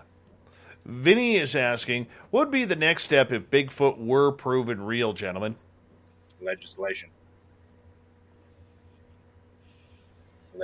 to prove them as a species and to get them protected, just like they're trying to do in Canada right Yeah, and some countries are already acknowledged and protected. France and Germany both acknowledged them back in the 60s, Russia in 65. In China, they're well known. There's a preserve farm. They even teach kids in school that they're real. So again, this is a U.S. issue. Yeah, and a Canadian issue as well. This has North America. Basically, none of the countries in North America want to acknowledge. But I also believe too that there's a lot of politics played with this, not in trying to hide the creature, but let's face it, guys. Especially up here in Canada, where we are a very, very big nation on export. Now, a lot of people who will, say we got to go to more energy efficient cars and trucks and whatever, that's a different argument for a different day. But you know what? Canadians still rely on exporting and digging for oil, cutting trees, and mining. That takes a lot of jobs here in this country, and it's out in the wilderness. And the big thing is, like even talking to loggers in my area, they don't want to talk about it because they don't want their logging tenures pulled away. That's millions of dollars. Fishing areas. I don't think people fully understand the economic impact finding and proving a Sasquatch would really have. Well, look at the spotted owl incident in northwest Oregon. Devastating. Yeah, that's what they always use for control. But you got to keep in mind that at the moment where they try and say, well, we need to preserve all of these wilderness areas and protect them for Sasquatch to live there, most of the big wilderness areas in the lower 48 are already protected. People can't live there. They're already parks. They're already national forests. Logging is on a very limited basis. That may not be the case up in Canada, but there's logging here in Montana, too. As a matter of fact, that and mineral extraction and tourism are the three things that drive this state. And up in northwest Montana, the Yak area, which is a lot like the Pacific Northwest, is a timber area. And all the loggers know they're real. They call them timber apes. So at the point where the government says, okay, we got to, preserve all of these timber areas and stuff so that we can preserve you need to preserve every place because the real researchers can make a case that they live everywhere. What are you going to do about the ones that live in the desert in the Southwest? They're all over the place there too. So that don't carry water. That's a hogwash argument. All right, let's move over to And One. Welcome to our chat room. And And One is asking, do you think they're more human or mammal? And can you speak with them? I think they. Oh yeah, they speak. I mean, look at the Sierra Sounds. They got their own language. I know several people that don't not only mind speak with them, but physically speak with them. Yeah, they can speak, sure. Yeah, and they can understand us. Oh yeah, a lot better than we can understand them. Even if you teach these guys to speak English and they can speak basic words in English, their voice is just so weird sounding and deep and gravelly. It's hard to even tell what word they're saying, even if they're saying the word properly, which is probably why they don't bother to learn English, because if they're yelling English at us, it would just scare the hell out of us. Well, let's move on here, gentlemen. Yeah. Rob, what do you think? Let's get your opinion. No, go ahead. No, I believe that. I believe Sasquatch. I think they kind of know. Let's face it. They have seen the human in the forest for thousands of years. They know what our language. I think they know what our language is and know what we're saying. And we had Ron Moorhead on a couple months ago talking about the Sierra Sounds, and they were trying. They had an interpreter. They had a person from the technical university that knew the patterns. The patterns that they spoke about were actually, they phonetically was a language.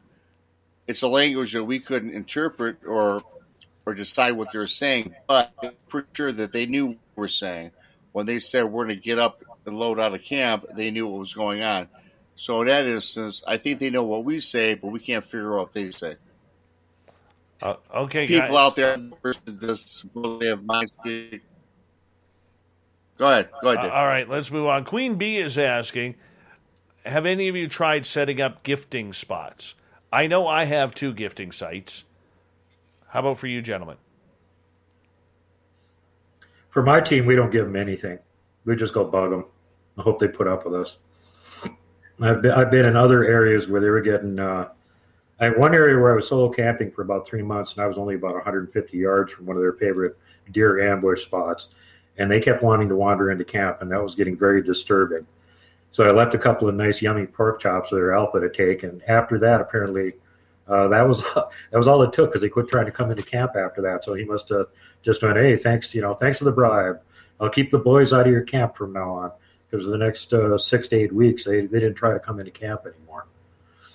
But other than that, I don't gift them anything, bribe them with anything. We just, we're very polite and respectful, and we go to where they're at and check out all their stuff. And when we find tracks and tree structures, we ooh and awe appropriately, because they're always watching you.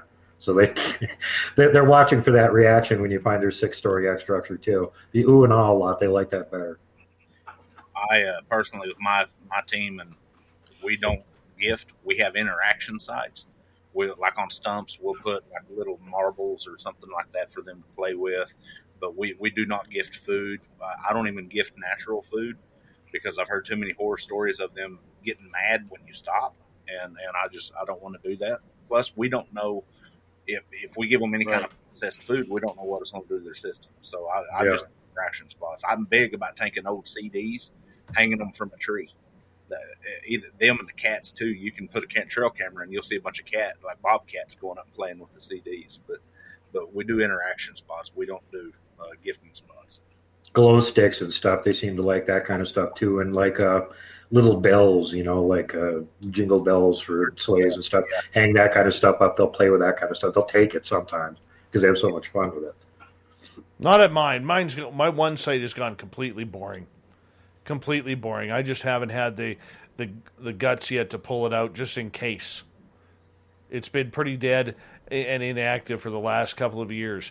Although last year I thought maybe something was starting to happen, because in between the trees, a tree branch, because the trees are real tight, we kind of got it in this circle, and in between two of the trees, there was a tree branch kind of like shoved in between. It couldn't have fallen through there.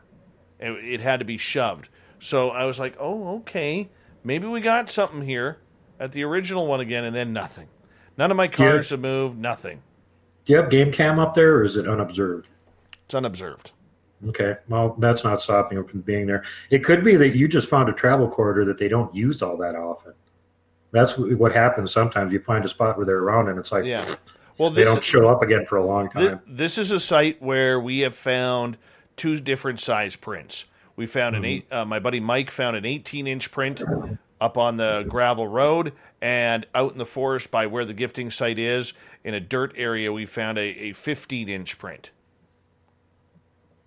And so that's why we set up the area right there. I still think what happened, Duke, is close to that area in 2017, that's where the forest fires ripped through. And I think that really disturbed their entire habitat, and it really hasn't pushed there. That's why I'm hesitant on actually moving the gifting site out of there, because in case they do come back, it's something familiar. Right. Give it 3 more years. 3 more? Yeah. When you get it takes a while for everything to grow back after it burns off, and then as soon as the little stuff starts growing in, all the small game comes in, then it's really attractive to it. Yes. And last year was the first time my buddy Mark and we had gone through there, and that was the first time in 3 years that we had actually seen deer on the road and animal tracks on the road in that area. So, like, you could see, it's funny watching coyotes, because if anybody's been out in the forest and watches coyotes, they find the tallest rock to poop on. It's the funniest thing.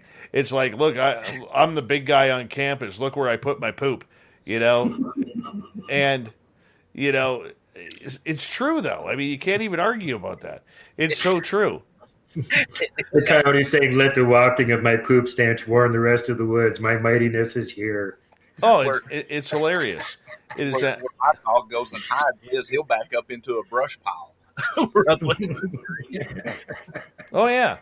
But we found a lot of deer tracks, cat tracks, and bear tracks in that area where we hadn't seen them in a long time. So that's why I haven't moved the gifting site as of yet. I may add to it. It's a trip to the dollar store to go get some CDs and some mirrors. There you go. So I may add to it.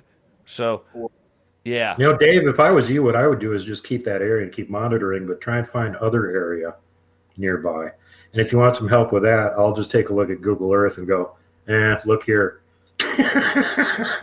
That's how I find my areas. I do topo maps and Google Earth. That's how I find the areas I want to research. On that logging, the burn down here, we don't have the great big swaths of logging that y'all have. We'll have 70 acres or 80 acres or 100 acres, and they go in and clear cut it. And when they do, we just go to the edges, because you'll literally see them walking the edges. I'll find tracks and sign of them walking the edges, around the edges. They like 6 to 8 foot at least cover. So if you do see one crossing the logging area, it's usually going to have 8 foot, and that's usually about 3 to 6 years of growth on a second generation growth. We see a lot of that, and like Duke said, when you start getting that growth, when all the small, I call them down here, we call them varmints, but they'll come back in, and then that's when the Squatch comes back in. The what? The what comes back in? Sorry, accent's coming in. Did he say the Squatch word? He did. Hey, I would chime in real. Hey, I want to chime in real quick too on the gifting. You know how I am about the woo word, and you are about the squash word. So I've been real good. But yeah, I'd give it about another 2 or 3 years, and they'll be back in there pretty thick. Very true. Very true. Rob, go ahead. Now, I was going to chime in on the gifting too real quick. In fact, the last couple of weeks I've talked to several people regarding gifting. And, if you're doing the toys or colored balls or whatever, I spoke to a couple of people where they had gifted actual food for several months. And apparently, we don't know, right, if Sasquatch was taking their food.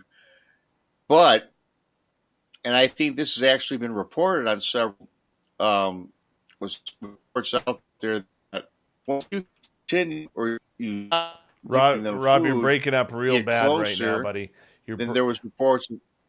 You're breaking up real bad again. Yeah, I apologize. Well,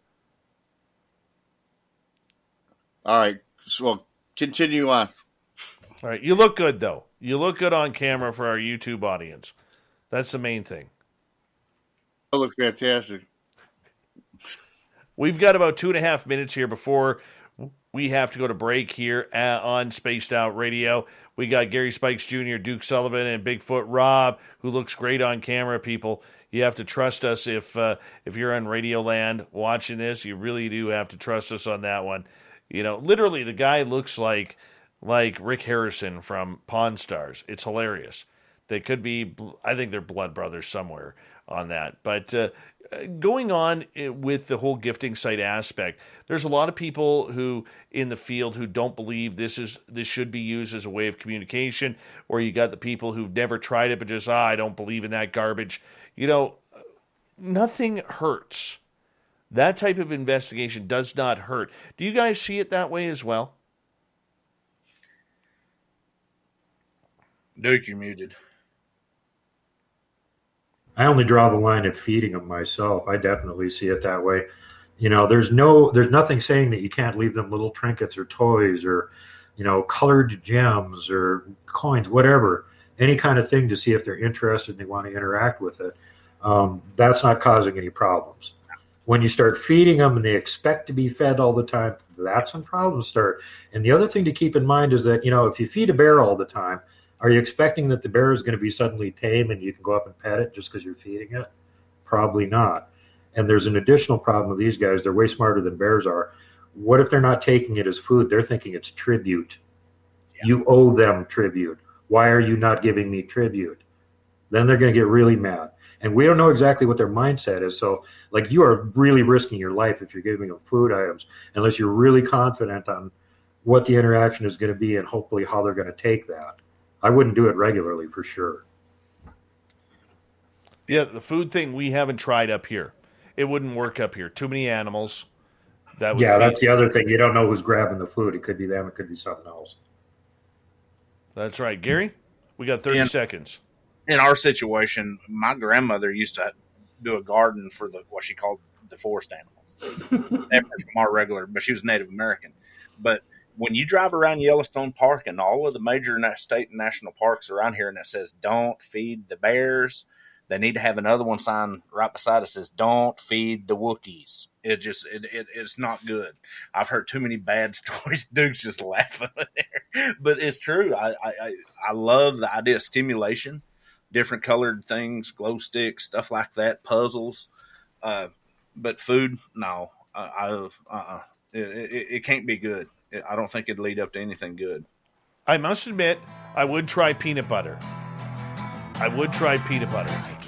Just to see. But that's about it. We got Duke Sullivan. We got Gary Spikes Jr. We got Bigfoot Rob. We got him for another 30 minutes. We're talking Sasquatch all night long here on Spaced Out Radio. Stay tuned for hour number 3.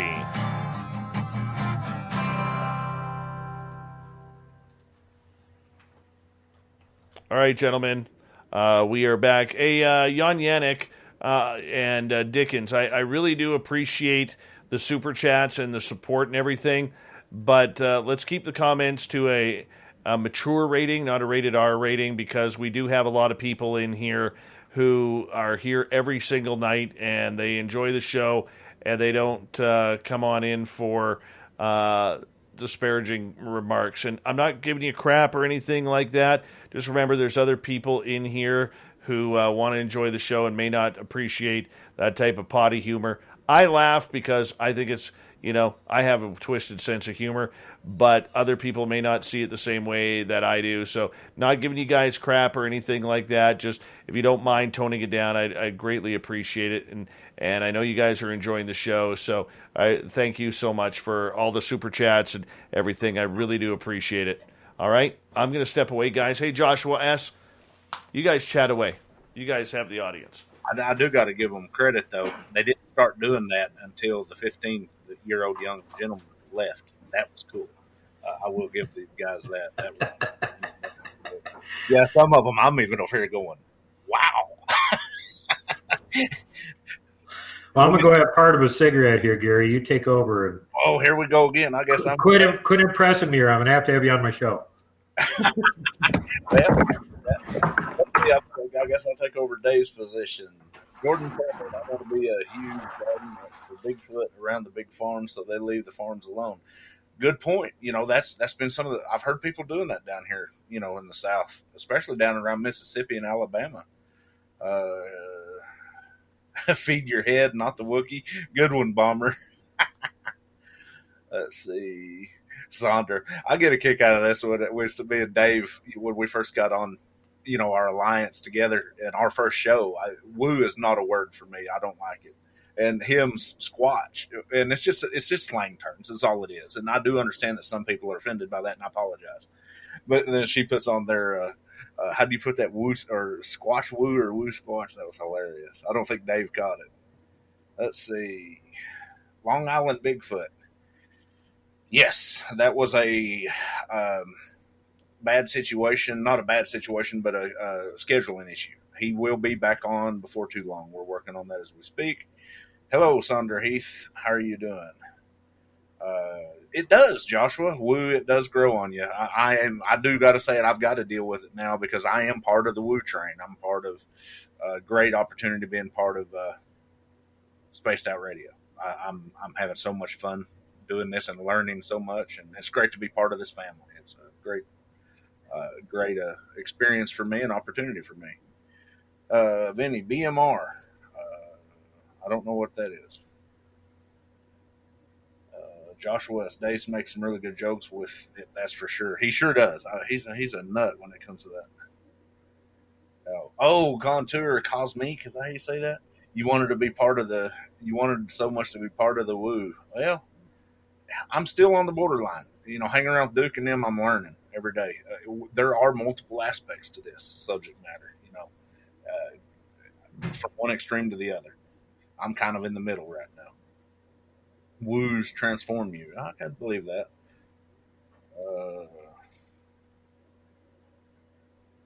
Thank you. Eugene Braxton, America's most experienced mistress. Mr. Spikes is a well-spoken young man. Thank you for being well-spoken, and thank you on the young. I'm over 40, but yeah, I guess you could say I'm young. I don't feel it half the time. Bigfoot Michigan Rob. I am BMR. Oh, I got you. Okay. Yeah, get your butt back on here, Rob. I'm missing you already. Vinny, thank you. good show. It'd be a good show, Dave. Dave's the boss. I'm the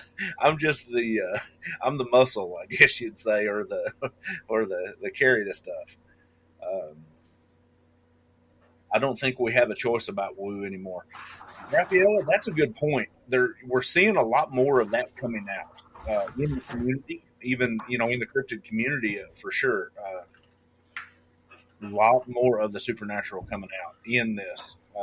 Cosmic Cure, P3 Productions, Oklahoma's great. I have family in Elk City. Oh yeah, I'm out in Elk City quite a bit, tracking, and I like to go out there and chase around the groundhogs with small caliber rifles. Yeah, I want to follow up on the comment that PBR Street Gang made earlier. Go ahead. And by the way, that's a great username. Anybody that references Apocalypse Now with their username is cool in my book. But part of the problem with getting a decent, clear picture of them is nobody's using film cameras anymore. They're using digital cameras. And as you well know, unless you got it on HD setting, which most people aren't taking pictures in HD, if you try and zoom in on it, all you get is pixelated garbage. And even Bobo Fay from Finding Bigfoot has mentioned that before, how he wishes some of the researchers would actually use old-fashioned film cameras, because when you get something on it, you can actually zoom in on the picture and have a clear image to look at. And you just can't do that with digital unless you've got HD. As soon as you try and zoom in on it, it turns to pixelated garbage. So that's part of the problem. Even if you can catch them on the side of the frame or something where they're not blurring out the camera, then they're way the hell back there, and you've still got to zoom in on them, and it pixelates the picture. So really, it would be great if some of these better researchers that actually start using film cameras occasionally would getting more stuff that we could actually zoom in on and get clearer images of. And I appreciate it. We're going to get going here in about 20 seconds. Big hello to Brody from Manitoba listening in tonight. Really appreciate you listening in, Brody. Thank you so much for joining us. If you want to join us in the YouTube chat, just go to youtube.com/spacedoutradio. That's where the majority of our chatters are. That would be great. We're going to get going here in 5 seconds, guys, so stay tuned.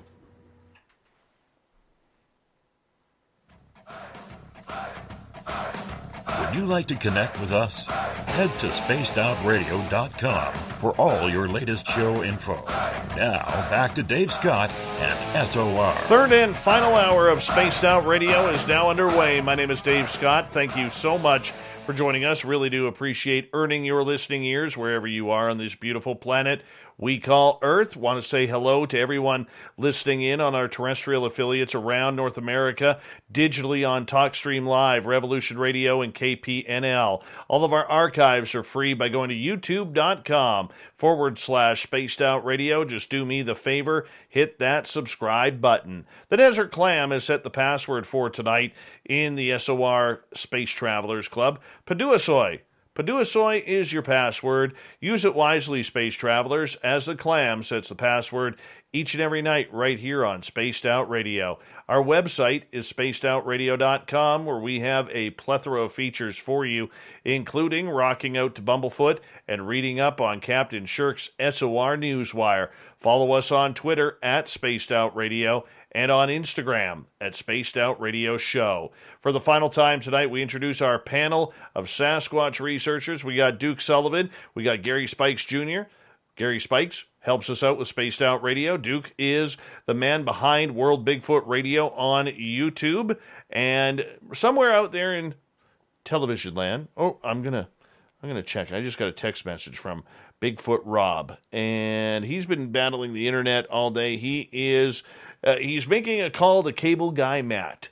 That is what he is doing. He needs some free coaxial cable from Cable Guy Matt. And you know what? We're going to continue on till he can get booted back up again. Gentlemen, thank you so much for joining us. Really do appreciate it. I think one of the biggest flaws that we make in researching Sasquatch is from the indigenous culture. I really do. And, I think too many times we have too many researchers out there that are literally ignoring these stories, these legends, these tales over the years of what the indigenous have to say about this. And they have some incredible stories. I remember a story close to where I grew up in the Chehalis area near Harrison Hot Springs, which is famous for Sasquatch study. where, you know, the Chehalis tribe back in the 1930s had a young lady go missing, and she was kidnapped by a Sasquatch, and they couldn't find her for 4 months until the warriors from the tribe, they literally went up into the mountain and they found her in a cave. And she had been gone so long she had already forgotten her native language. And she was speaking in Sasquatch. Well, they kidnapped her back. And this Sasquatch chased the warriors with her back down the mountain through the Chehalis River. They canoed and paddled back to their village, and they had everybody lock up the village. And for 2 weeks, that Sasquatch terrorized the village until it finally gave up. Like, nobody came out of their huts and their homes because they didn't want to deal with this pissed off Sasquatch. Now, Gary, I want to start with you on this one. Do you have any real indigenous stories that you could share with us about this creature? All I'm going to say is I'm in Oklahoma. That should be enough. Anybody in the lower 48 knows that Oklahoma is like the melting pot of the First Nations. There's lots of them. I mean, when you're talking about that story, it's one of the first stories I remember, one of our most famous, and we're pretty sure that it's based on true, is the story of Captain LaFleur. They named LaFleur County, which also happens to be where we have most of our sightings in southeastern Oklahoma, where him and he was a captain over a band of First Nation scouts, and they actually battled a clan of Bigfoot. And I'm not going to get too deep into the story because it's pretty bloody and gory. You know, there's like a bunch of them killed and stuff like that. And then we have old stories of dogmen. We have a lot of stories of the kidnap and I don't want to get too deep into that, but kidnapping and crossbreeding attempts. And one of our more recent stories comes from here in the early, I think it's 50s. A lady just southwest of us, would literally she was a First Nations lady, and I think she was mentally handicapped, but she was saying she had taken a mattress and was putting it out on the back of her property and having relations with big hairy men of the forest, and she was First Nations. And I mean, it's rampant. And you had a very good point, Dave, of and I'm going to leave Duke into this. You need to get Caveman on here if you want to hear the First Nation stories, but we really need to go because these people have been here, indigenous to this area, and with not having the written language, they have that oral history and pass that down. There's a wealth of knowledge there that I think a lot of researchers overlook. Duke, what's your thoughts on that, buddy?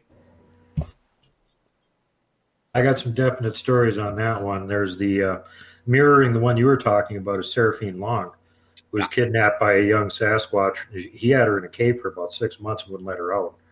And finally, she convinced him to let her go because she was getting so sick she was going to die. And she told him, basically, you got to bring me back to my people or I'm going to die anyway. And he got some pitch or resin from a tree and glued her eyes shut so she couldn't see where she was going, threw her over his shoulder, apparently carried her across the river at some point, brought her back to her people, and she recovered and told them the whole epic story of how he had kept her in this cave for 6 months. Now, an even more disturbing and terrifying story is the natives of the Great Slave Lake up in where you live in Canada, who had such lousy relations with the neighboring whatever they were that lived in the woods. And I'm not entirely sure it was even Bigfoot. It could have been Gugwees or something. But they wouldn't live on the shore. They lived on an island out in Great Slave Lake for about a century. And they said the reason they lived there is so these things on shore couldn't attack them because they had been killing all their braves. And apparently at some point they got enough of a population together again where they had enough braves that they went on the offensive and started wiping out these guys on shore. And then they moved back on shore again. And of course, all the anthropologists and stuff thought this was total malarkey until they went out to this island and did some digging and found out, yeah, they were living out here for about a century. And then they moved back to the mainland for some reason. Well, according to their story, that's the reason. Duke, the famous the Dual Mountain, the Dual Hill story, where they had the battle and they dug the trench. That's one of the more famous. That was in the Navajo country, wasn't it? Yeah, well, they got all kinds of legends about it down there too. This also figures into some of the mountain giant stories. Yeah. Where that one young Indian brave was out, or native brave, whatever you prefer. They're American Indians. He was out with his hunting party, and the older guys were all busy asleep, snoring, making noise. And he was younger, and he woke up because he heard this weird piercing whistle. So he got up and went out in the woods to see what it was. And he said this giant with glowing red eyes spotted him right away and grabbed him and carried him for miles. And it was making this high-pitched whistling sound all the time. And finally, it came to this one area and stopped, made a different whistle, and this hole in the ground opened up. And there was a ladder there. He went down about 100 feet or so into the ground. There was an underground cave there, and they had this whole entrance to this thing camouflaged. And there was another giant down there like this, and there was an Indian maiden down there who was apparently also being kept captive by them. And at some point, she came out and did some singing and stuff, and they were all, both of them were very impressed. And she got a chance to get near this young kid. She passed him a note that said, "They're going to eat you. Get out as soon as you can." And so that very night, he waited until they weren't paying any attention. And he climbed up to the entrance, and using his little pocket knife, he carved a hole next to where the actual entrance was, skinny enough for him to slip out, and he got away. And apparently he was wandering around the woods for the better part of a week before he found a lumberjack camp, and they took him back to where he lived. And of course, everybody was highly incredulous of his story, but it was well known in the area that he lived in that this kid never lied about anything, didn't make up stories. So it was very out of character for him to disappear for a week and then, come back and, well, these things kidnapped me. That was pretty strange.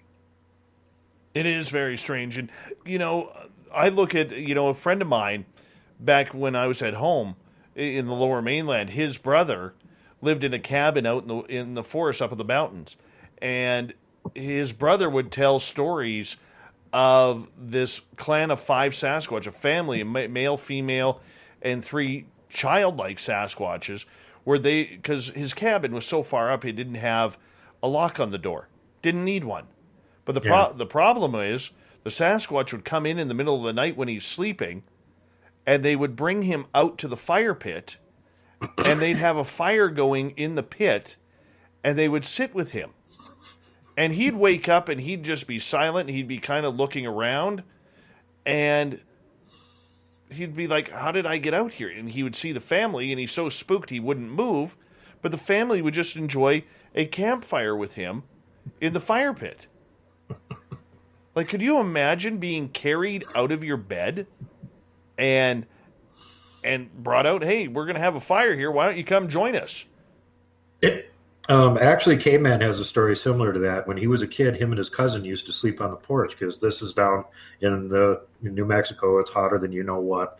So even at night, sleep outside where it's a little bit breezy and not ridiculously hot. And they started noticing when they would get up in the morning, his cousin would be like a few yards away from the porch where he went to sleep. And they couldn't figure out what was causing this strange anomaly. So at one point, they got really smart and they decided they would take a rope and they'd tie it to both their ankles. So when something moved his cousin, it would move him. So sure enough, in the middle of the night, Caveman wakes up, his leg is getting yanked up in the air, and he looks up, and there's a Sasquatch that's got his cousin cradling him like a baby, picking him up.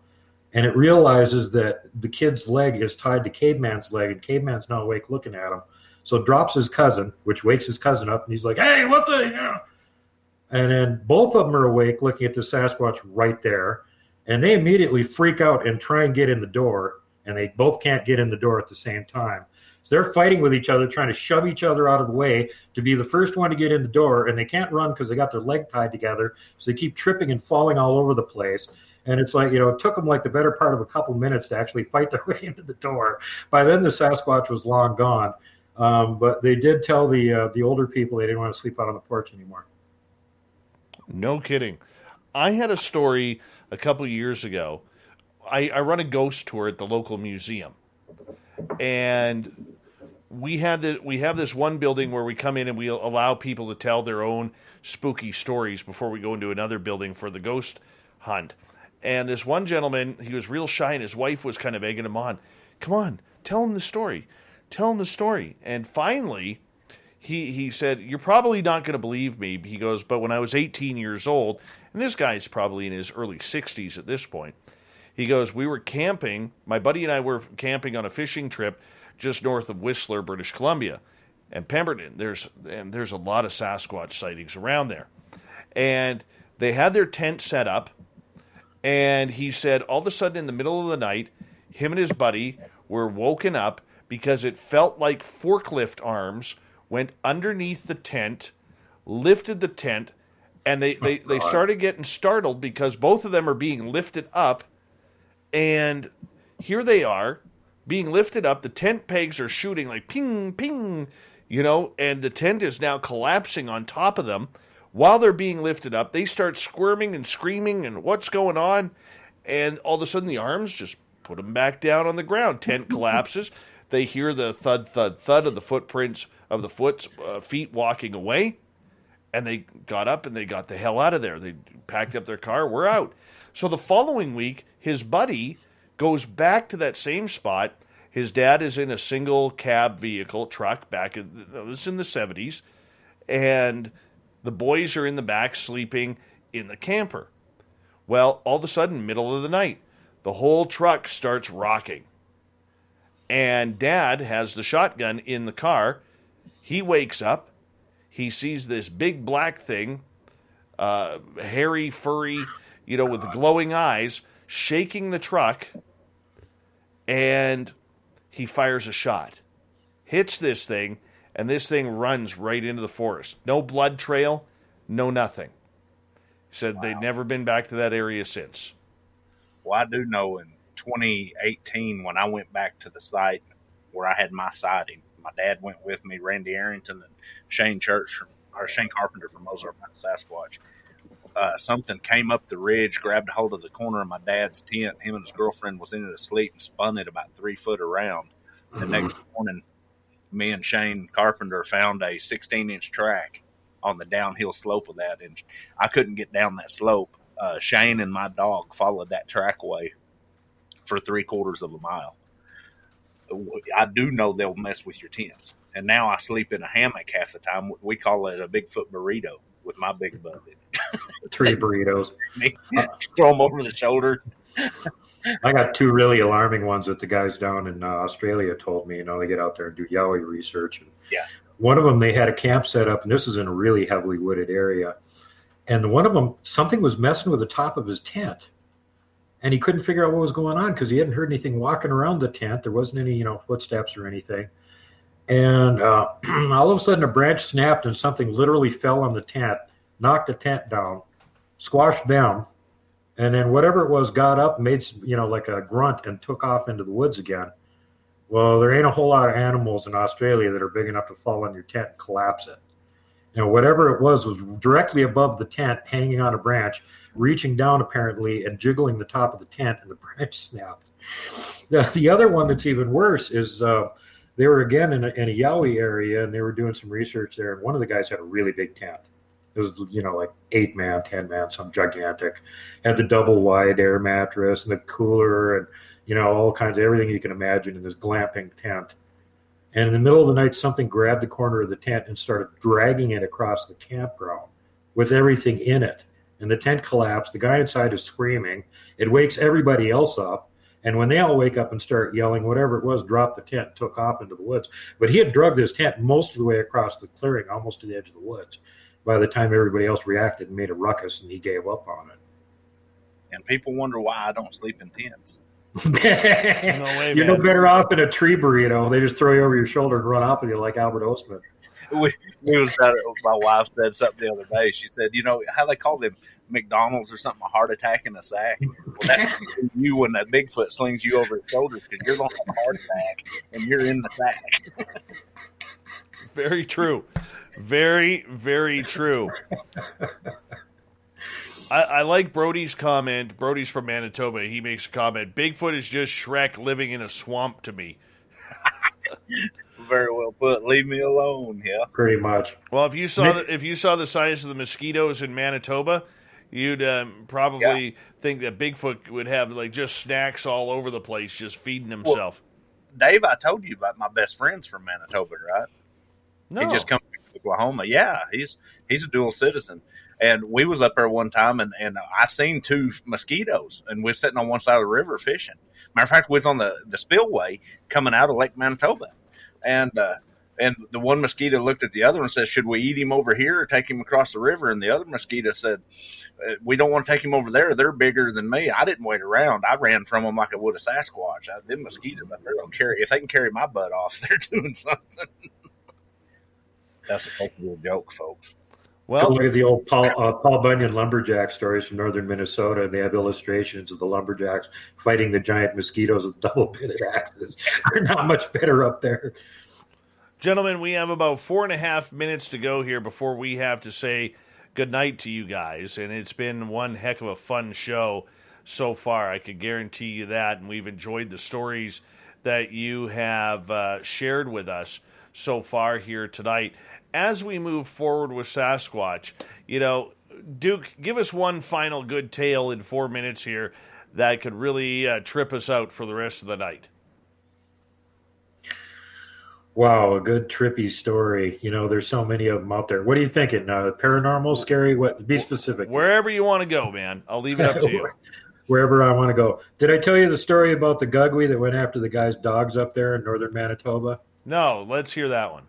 That's one of my favorite ones. This guy's a Bigfoot researcher for 50 years and kept getting these weird reports of some other thing that didn't match up with what Bigfoot's supposed to be. Finally found my channel and went, oh, bleep. Those are those Gugwe things. They match a description exactly. Well, then he sent me the reports he had actually gathered because he didn't know what to make of them. And one of them, this guy was hearing noises over by his dog pen, and the dog pen was behind the garage, right on the edge of the wood line, so far enough away from the house that it wasn't right next to it or anything. And he goes outside. The dogs are raising a ruckus, and they've got a concrete slab with a big chain link fence around it, completely enclosed. And there's something outside of the chain link fence that's standing there messing with them. The dogs are going nuts. So he doesn't clearly see what it is. He figures it's a bear standing on its hind legs. Takes a couple shots at it. It roars and runs off in the woods. Next night, repeat performance, only this time the dogs are really going nuts, and he hears one of them yelp and hears like stuff being torn up, grabs a gun, goes out the door. Same thing is there, apparently. This time it's actually ripped the chain link fence open. It's got one of the dogs dead under its arm, and it's trying to reach in and grab the other one, which is now hysterical. This time the guy puts 3 rounds in it with his 30-06, and it roars again, takes off into the woods. Now this time he's pretty sure he's hit it. So he calls his buddies and said, something just killed one of my dogs. I need your help over here. As soon as the sun comes up, bring your high-powered rifles. Let's go track down whatever this thing is and kill it. So they get there first thing in the morning, and these guys, easily find the trail and even some blood from the dog where it, apparently snapped the dog's neck and was carrying it off. And they followed it out in the woods for about a quarter mile, and then they completely lost the trail. They couldn't find it. It just disappeared. And these guys are all good, hunters, tracking skills, couldn't find it. So after about 2 hours of doing circles and trying to pick up the trail, they gave up. They came back. When they got back to his house, the head of the missing dog was sitting on his front porch. I'd be going to war. That's it. That is just creepy. That's why my dog sleeps with me. Oh, my God. Could you imagine? These are big Alaskan Malamute dogs, too. These aren't little, ankle biter chihuahuas or something. These are huge dogs. That's the first thing people ask me, because everybody knows that my dog's highly trained and all that. But they ask me, I trained my dog not to bark in the woods unless I give it a signal, for the simple fact they don't like barking dogs, because I truly believe that they will alert us to their presence. We hear stories all the time of them ripping dogs up down here. Matter of fact, I just took a report 2 weeks ago about one. They found the dog in the tree, in the fork of a tree. That seems to be literally true. They tend to ignore the dogs that are quiet and mild-mannered, and they really hate the ones that are loud and give their presence away. Absolutely. And aggressive. Absolutely. Gentlemen, we have 1 minute to go here with you guys tonight, and thank you so much for coming on in and putting together this great Bigfoot panel. We really do appreciate all of you guys coming on in. Duke, let us know in 15 seconds, where can people find World Bigfoot Radio? On YouTube, BitChute, Rumble, and Odyssey. I'm doing a full expedition this coming weekend, so there'll be video coming up on that. And since Rob is having audio problems, go check out Brunch with Bigfoot. His show is cool. It is very cool. Brunch with Bigfoot with Big Tex, who has probably one of the best beards in the Bigfoot business. Ain't that right, Rob? Well, It's the greatest show. Part of it. And again, Duke has a great show. P3 Productions, SOR. You can also find me at Bigfoot Michigan Rob, and I'll give you updates on Brunch with Bigfoot and Tex. And just like that, his audio cuts out at the last moment. And thank you, Gary Spikes Jr.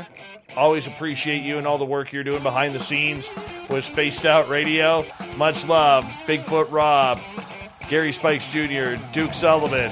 Coming up next, we have, oh yes, the Magic 8 Ball. We'll take your questions. And of course, the news and the thought of the day. Stay tuned.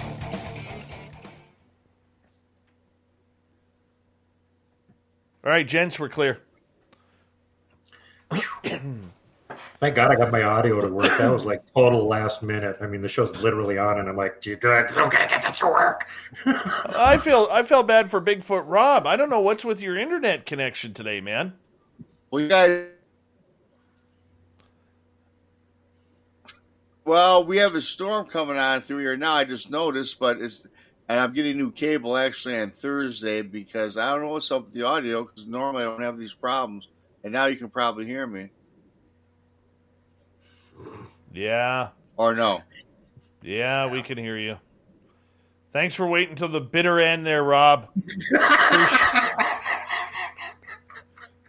We love you, Rob. He just didn't want to talk. He just wanted to show that beautiful face.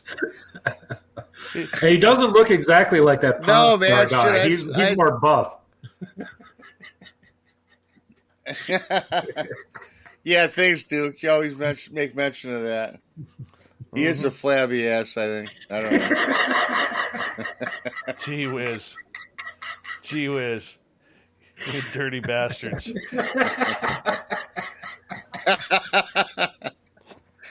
Can't even compete with it. Hey. Now you look fine. I finally had Taco Bell for the first time like 4 weeks ago. So you Dave, bastard. Sorry to say. It's been about 3 weeks since I had Taco Bell. One of my guys at work, he's like, "Hey, I got to run down to Kamloops in order to pick up some stuff." I looked at him and I said, "Don't even bother showing up if you're not bringing Taco Bell with you." Well, no, I got to make a quick turnaround. I'm not going to have time. I'm going to be back here. No. What part of the message are you not getting? Okay. Yeah. Bring back some Taco Bell. A cooler. Yeah, I'll keep just finding a cooler. I can read it later. Bring it with you. Get down here and get you a hold of some Taco Casa, and you'll forget all about Taco Bell. You have no idea. You have no idea to my addiction. Actually, Gary Tex was saying when I come down and see him one day in Texas, he got this great place to take me to. Taco Casa. Authentic Mexican food. Is that what it is? Taco Casa. We our last Bigfoot expedition down on the Brown Springs, we went through a portal. We told my dad to Taco Casa. We drove like 2 hours to go kick Taco Casa. Damn. We did bring it back though. My dad was like, "Oh man, I'm mad at y'all." And then when I handed him a taco, he was like, "Okay, I'm not mad no more." Good stuff. That's fatherly love right there. Oh, we have a good time. I tell people I've got a great experience being able to share this with my father and my wife. I mean, it's a family affair for us because we've been around them, so much down here. But Jordan says, "Dave, I'll build you a Taco Bell next to your house for you. Please do. Please do. Buy stock into it. There you go." Oh, Dave will support you by himself. Just build the thing next to his house. I can't handle the Taco Bell. I like it, but it don't like me. that's the whole purpose. But it's funny you were saying that because I was talking to my buddy from Manitoba, and he says Taco Bell and McDonald's and everything up there is different than it is here. It is. That's because we have to use real meat. And It's got to be different. Yeah. The quality is way different up there. Oh yeah, Taco Time is good. Up here we have Taco Time too. Taco Time is good. When I was in high school, we had we had Taco Plaza back when I was in high school. Wait before Taco Bell. Yeah. And that was awesome. I love that Taco Bell. All right, gents, I got to go get ready for the news. Much love to each and every one of you. Thanks for coming in on short notice. Really do appreciate it. I think we nailed a damn good show tonight. I really do. Thanks for having me back on again, Dave. Always Yeah, it was great. fun. Thanks, Dave. Yes, Edmonton, we have donaires. Thanks, Dirty Filth. Donaires. I had a donaire for lunch today. It's awesome. All right, guys. You guys take care. What's that? Is that from what? France? A donaire. Okay. On that note, we're out of here. We're out of here. Much love, guys. Love you, Dave. Love you, Dave. See you, Rob. Bye. There he goes. Oh, I love those guys. That's a good time. That is a good time. Fapster, I'm telling you right now, I am so taking you up on that. He says, I so want to go on a bender to Taco Bell with Dave, just wreck it at like 3 a.m. I am so in, my friend. I am so in. Yeah, that's a good evening for me. That's a very good evening for me. Here we go, everyone. Get your questions ready. Put them in capital letters for the 8-ball.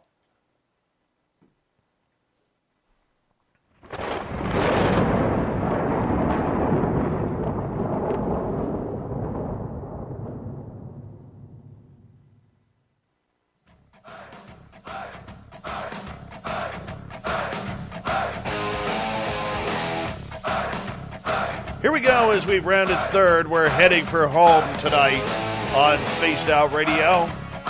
My name is Dave Scott. Thank you so much for joining us. We really do appreciate earning your listening ears wherever you are around this beautiful planet we call Earth. Want to remind you that if you've missed most of this show or others, check out our free archives by going to youtube.com/Spaced Out Radio. Just do old Davey the favor.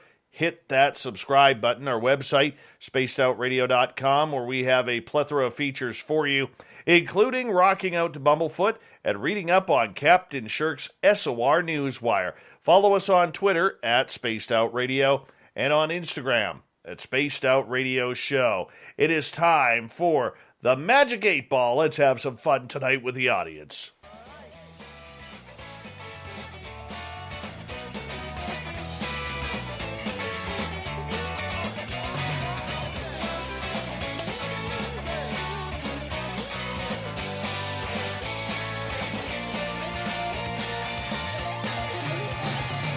All right, so what we do at this point of the night is we get the audience, if you're in our chat rooms, to ask some questions in capital letters. And we're going to get a little psychic, a little intuitive here, as we bring in the Magic 8-Ball to answer all questions that we need to have answered. What do we need answered? What about aliens? What about Bigfoot? How about that ghost that seems to haunt you every time you're in the shower and your towel goes missing? So we're going to start off with Gary here from P3 Productions. He is asking, will I ever have hair as nice as Dave's? And trust me, Dave has nice hair. If you haven't seen us on YouTube yet, you'd like my hair. Let's be honest. There's very few things that I am proud of in life. My hair is one of them. So let's find out. Gary, what does this say here? Signs point to yes, Gary. You can have hair like me. Soft, manageable, flowing. Okay? My advice to you, just wash twice a week. Let the natural oils of your hair take over from there. So I believe the Magic 8-Ball so far is 1 for 1. Stella is asking, will I see an alien and not just a UFO? Well, let's find out, Magic 8-Ball. What do you say there? And the answer that the Magic 8-Ball is saying is, ask again later. So basically what's that saying to you, Stella? Is it's not your time yet to see that extraterrestrial. No, it's not your time. It may be one day, just not right now in the near future. But you got to put it out there to the universe that you want this to happen. You want it to be one with you, one with the aliens. Put out some Zen, sprinkle a little chi on the side. It might just work for you. So there we go. All right, let's get to Sandra's question. Sandra on Vancouver Island is asking, will I get to drive a UFO? Let's see here. Sandra, Intel looks good, according to the Magic 8 Ball. Intel looks good. Now, I can't determine a date as of yet, but like all psychics out there, I'll say it's 8, 10, 12, 14 months down the road.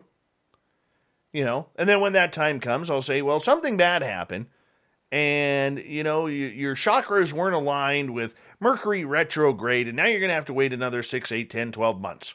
But it's going to happen, Sandra. It's going to happen. I promise you that. Eva is asking, what about the money? What about the money?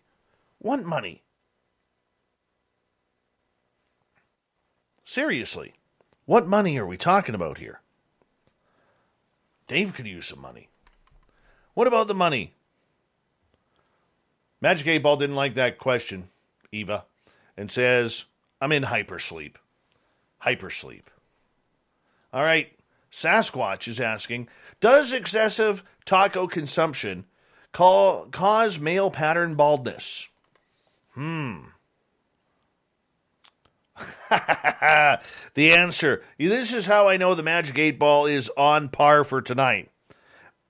Magic 8 Ball says, my sources say no. My sources say no. Excessive taco consumption is very good for you. Don't let anybody try to tell you different. Ever. There are certain staples in life. Bacon. Cold pizza. For morning breakfast. Not breakfast for dinner. Okay? And tacos. All right. The lovely Oria Marie is asking, will I engage in interdimensional travel one day? Mr. 8 Ball, don't count on it. Don't count on it. I don't think any of us, unless you're like between the ages of 0 and maybe 20, are going to get that chance. I think it's a young kid's game right now, and we're not going to get that chance. Is it happening out there? I do believe it is happening out there. But is it part of our game? Something that we get to do? No. Not right now. All right. Queen Bee is asking, does Bigfoot want to make friends with humans? Reply hazy. Try again later. Oh, we're starting to wind down here. That's how I know. The minute the reply hazies come in, I know we're getting close to the end of the night for the Magic 8 Ball. Come on, Magic 8 Ball. We need some juice here. We put enough energy into you. Not today, Sheriff. Not today. They don't want anything to do with us right now. We're too stupid. I'm sure they got trash bags everywhere from the amount of garbage and litter we put in the forest. Yeah, they don't want anything to do with us. That's why they keep hiding. Much like the aliens. Michael Haywood is asking, Sandra, can you drive a straight drive UFO? I think she is also in for, a 6-speed, automatic with the toggle switches. Much like a nice Corvette. Sandra, by the way, is asking, will I win the lotto? Now, if you're going for that 70 mil on Friday there, Sandra, you may have to compete with me on that one. Infinitely, yes. One day you will win the lottery. You heard it here first, Sandra. The Magic 8 Ball never lies. Never lies. You're going to win the lottery. Just not the 70 million, because I'm claiming that one. Nicola is asking, will the United States government be truthful on June 25th? So for those of you who don't know what June 25th is, that's when the Pentagon is supposed to release their UFO reports to the Senate Intelligence Committee and therefore the public. Will they be truthful? Reply hazy. Try again. I'm going to take that as the Magic 8 Ball is not wearing out, but that's actually a true answer that we are going to get little to none and no confirmation of aliens and no real fun leading up to this. That's the way I'm taking it. And you should too. Because I really think that June 25th is going to be a mild disappointment. It really is going to be a mild disappointment for all of us out there who are in the UFO world, who do this on a daily basis. Are we going to get more videos? Sure we are. Are we going to find out that it's not Russia or China? They're not going to say that just yet. At least that's my opinion. Why? Because they got to keep the money flowing in. It's all about money. It's true. The narrative right now is all about money. Now, does that mean that people like Luis Elizondo and Chris Mellon are playing a game? No, I don't think they are. I don't think they are. But I do believe that they are not going to give us the juicy secrets that we want, like crashed aircraft being rebuilt at Area 51 and S4. We're not going to know about Roswell. We're not going to know whether or not we have alien bodies. We're not going to know that. No way.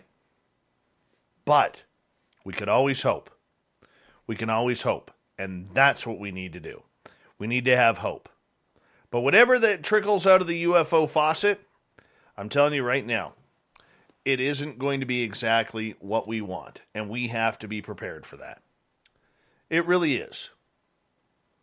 If you think differently, well, keep your fingers crossed. Keep your magic 8-ball nearby, because I don't believe it's going to happen. I really, really don't.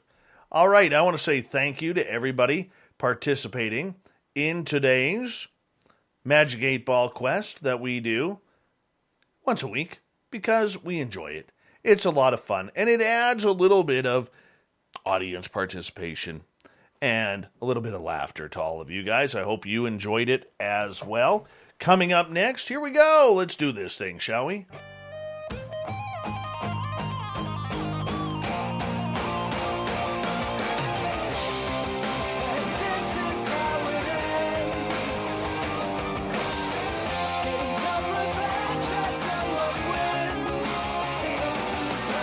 The news is always changing, which is why we bring you the SOR Newswire at the back end of every show, where we get to the weird, the wacky, the strange, and sometimes, let's find out what we got here. The odd. Totally odd. 15 wild elephants are rampaging currently in China. How do you stop them? Well, there's human ways to stop them. Elephants are going where they're not supposed to, but who knows how they're going to be stopped. We've never seen an elephant rampage, and frankly, we don't want to. It doesn't sound like a good time for anyone involved. Unfortunately for the residents of Yunnan province in southwestern China, they've had to deal with one for a couple of months now. A herd of 15 wild Asian elephants has blazed a 500-mile trail of destruction through the province. A 16-member elephant herd left their home at the Jishuangbana National Nature Reserve in southern Yunnan on April 16th. The two older elephants soon decided they weren't up for a road trip and returned home, but the others said, "Screw you, we're going to go deal with the man, and we're going to take them on." So they decided to literally have an elephant convoy through the jungle. Yes, where's C.W. McCall when you need him for a theme song? One of the traveling elephants had a calf on the way, bringing the number of prowling pachyderms to 15. It sounds like the elephants are on a fun little journey, but they're not too careful about where and how they travel. In other words, they're not being polite, they're not tipping their waiters or waitresses. They're being quite rude. Over 2 months on the run, the elephants have destroyed 138 acres of crops, because they got to stop for feeding, caused more than $1 million in total damages. Luckily, they haven't hurt a person just yet. Locals have been trying to guide the elephants away from residential areas by blocking roads and enticing them with food. However, that has only worked on the animals' terms. Most of the time, they just ignore the people. Their travels have taken them through several major cities. In May, they arrived in Yuji, a Yunnan city with more than 2 million residents. Over their 6-hour stay in the city, they did a little shopping, got into some mischief, almost got arrested. They broke into barns and ate out of dumpsters before discovering and demolishing some farmland. A local tire shopkeeper, surnamed Jia, witnessed the elephants as they entered the city's outskirts. He first spotted them through his store windows. It was around 10 p.m. and I was still in my shop. I heard some noise on the street, looked out. There's elephants, he says. Despite being slightly scared of the huge animals, Gia went out on the street, take a closer look. You don't often see wild elephants roaming through the city, after all. He says, I was so curious, the nearest elephant was only a few yards away from me. However, both local and national governments have told people to do the exact opposite of what Gia did. They have warned people to stay away from the animals and not too closely to watch, tease, or hurt, or maliciously drive away from them. Asian elephants may attack humans out of a defensive instinct when frightened, warned the government of the Ishan County where Yutsi is located.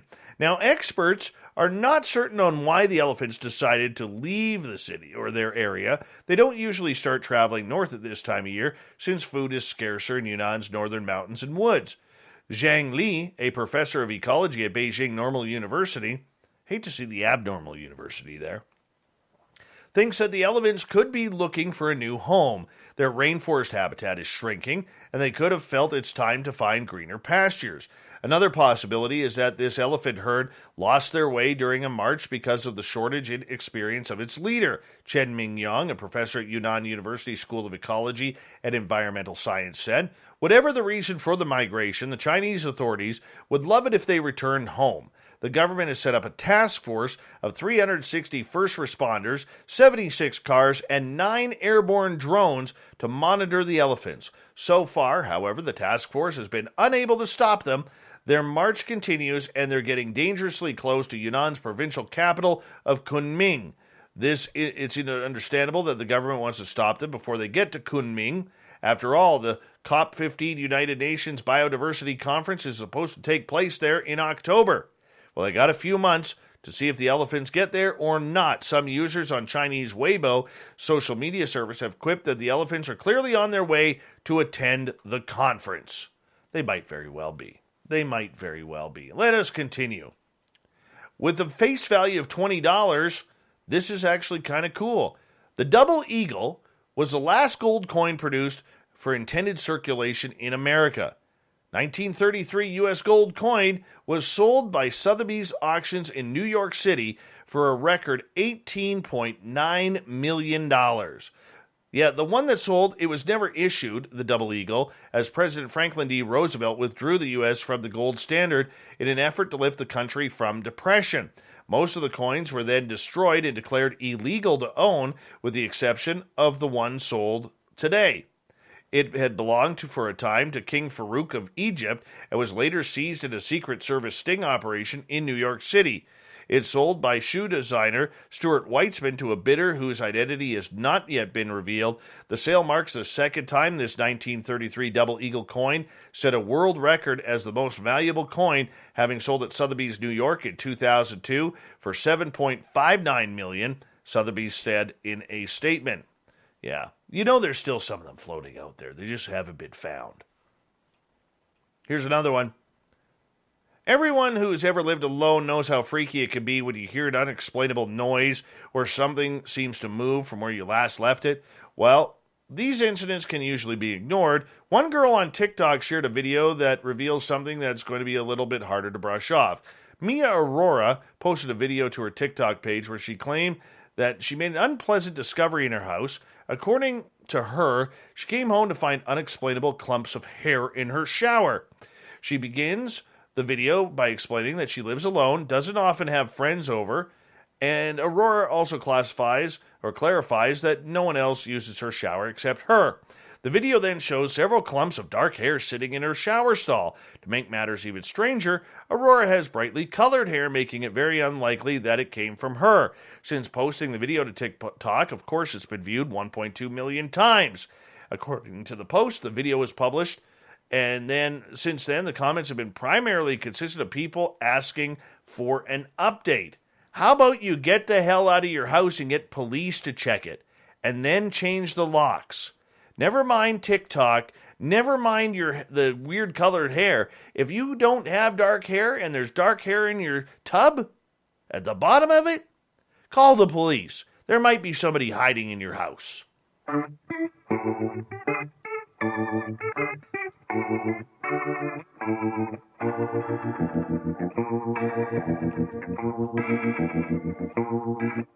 Thought of the Dave happens every night at this time, where we ask a question on our Facebook and Twitter pages, then read your responses on the air because we love the audience participation around here.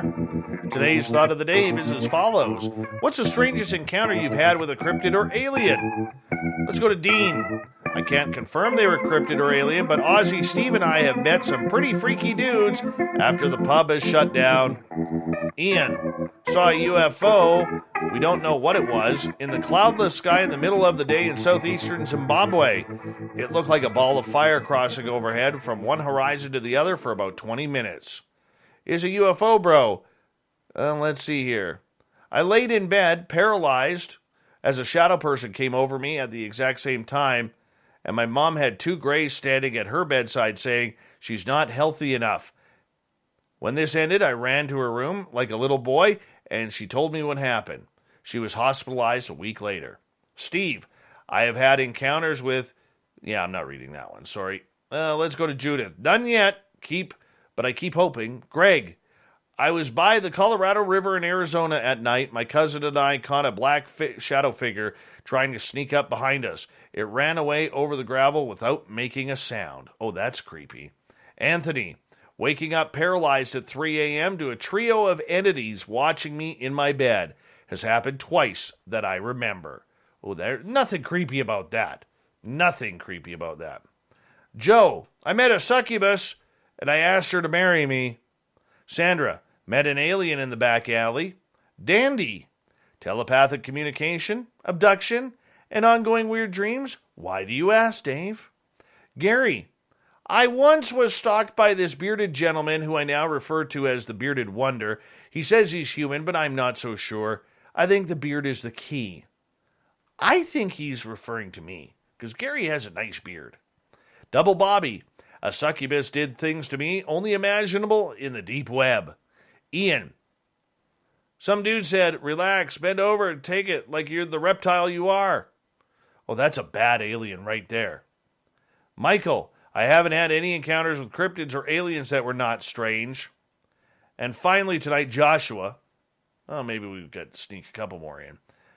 I'm not 100% sure, but I've had 2 or 3 interesting and scary dreams. I don't know if I've been taken before, not sure if I want the details either. Brett, can't talk about it. Big no. Huge MyLab case with a bunch of aliens. Sorry to leave you all in suspense, but who doesn't enjoy the suspenseful things in life? Tell me about it. Tell me about it. That's just weird. That's just weird right there. That whole MyLab thing, I don't get it. Don't get it. I want to say a big thank you to everybody playing along in the Thought of the Dave. We really do appreciate the participation from our audience on Facebook and on Twitter. And guess what? We're going to do it all again tomorrow. Thank you to everybody who listened up to Captain Shirk's SOR Newswire that she prepares for us every night. And a big thank you to Bigfoot Michigan Rob, Duke Sullivan from World Bigfoot Radio, and Gary Spikes Jr. for hanging out with us and literally having a great night of Sasquatch talk. We got Mr. Ron Bumblefoot Thal rocking in the background with Little Brother is Watching. Bumblefoot is the official music of Spaced Out Radio, rocking us in and out of every single show. Get your horns up for the guitar god himself. Special thanks to everybody listening in at home, at work, in your cars, wherever you may be. Thank you to everyone participating in our chat rooms tonight on YouTube, LGAB, Revolution Radio, Twitch, Spreaker, Revolution Radio, Facebook, the Space Travelers Club, and on Twitter at hashtag Spaced Out Radio.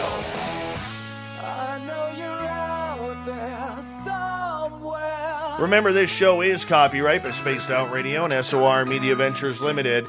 Thank you so much for choosing to share your evening with us, because together, my friends, we're watching. We own the night, Mr. Bumblefoot. We need a favor. We need you to take us home.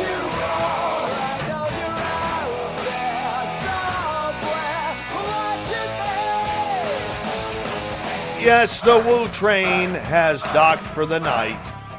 But soon, my friends, we shall ride again. Your seats are always available. Your tickets never expire. And if you want to bring a friend, yep, we've got room for them too. Good night.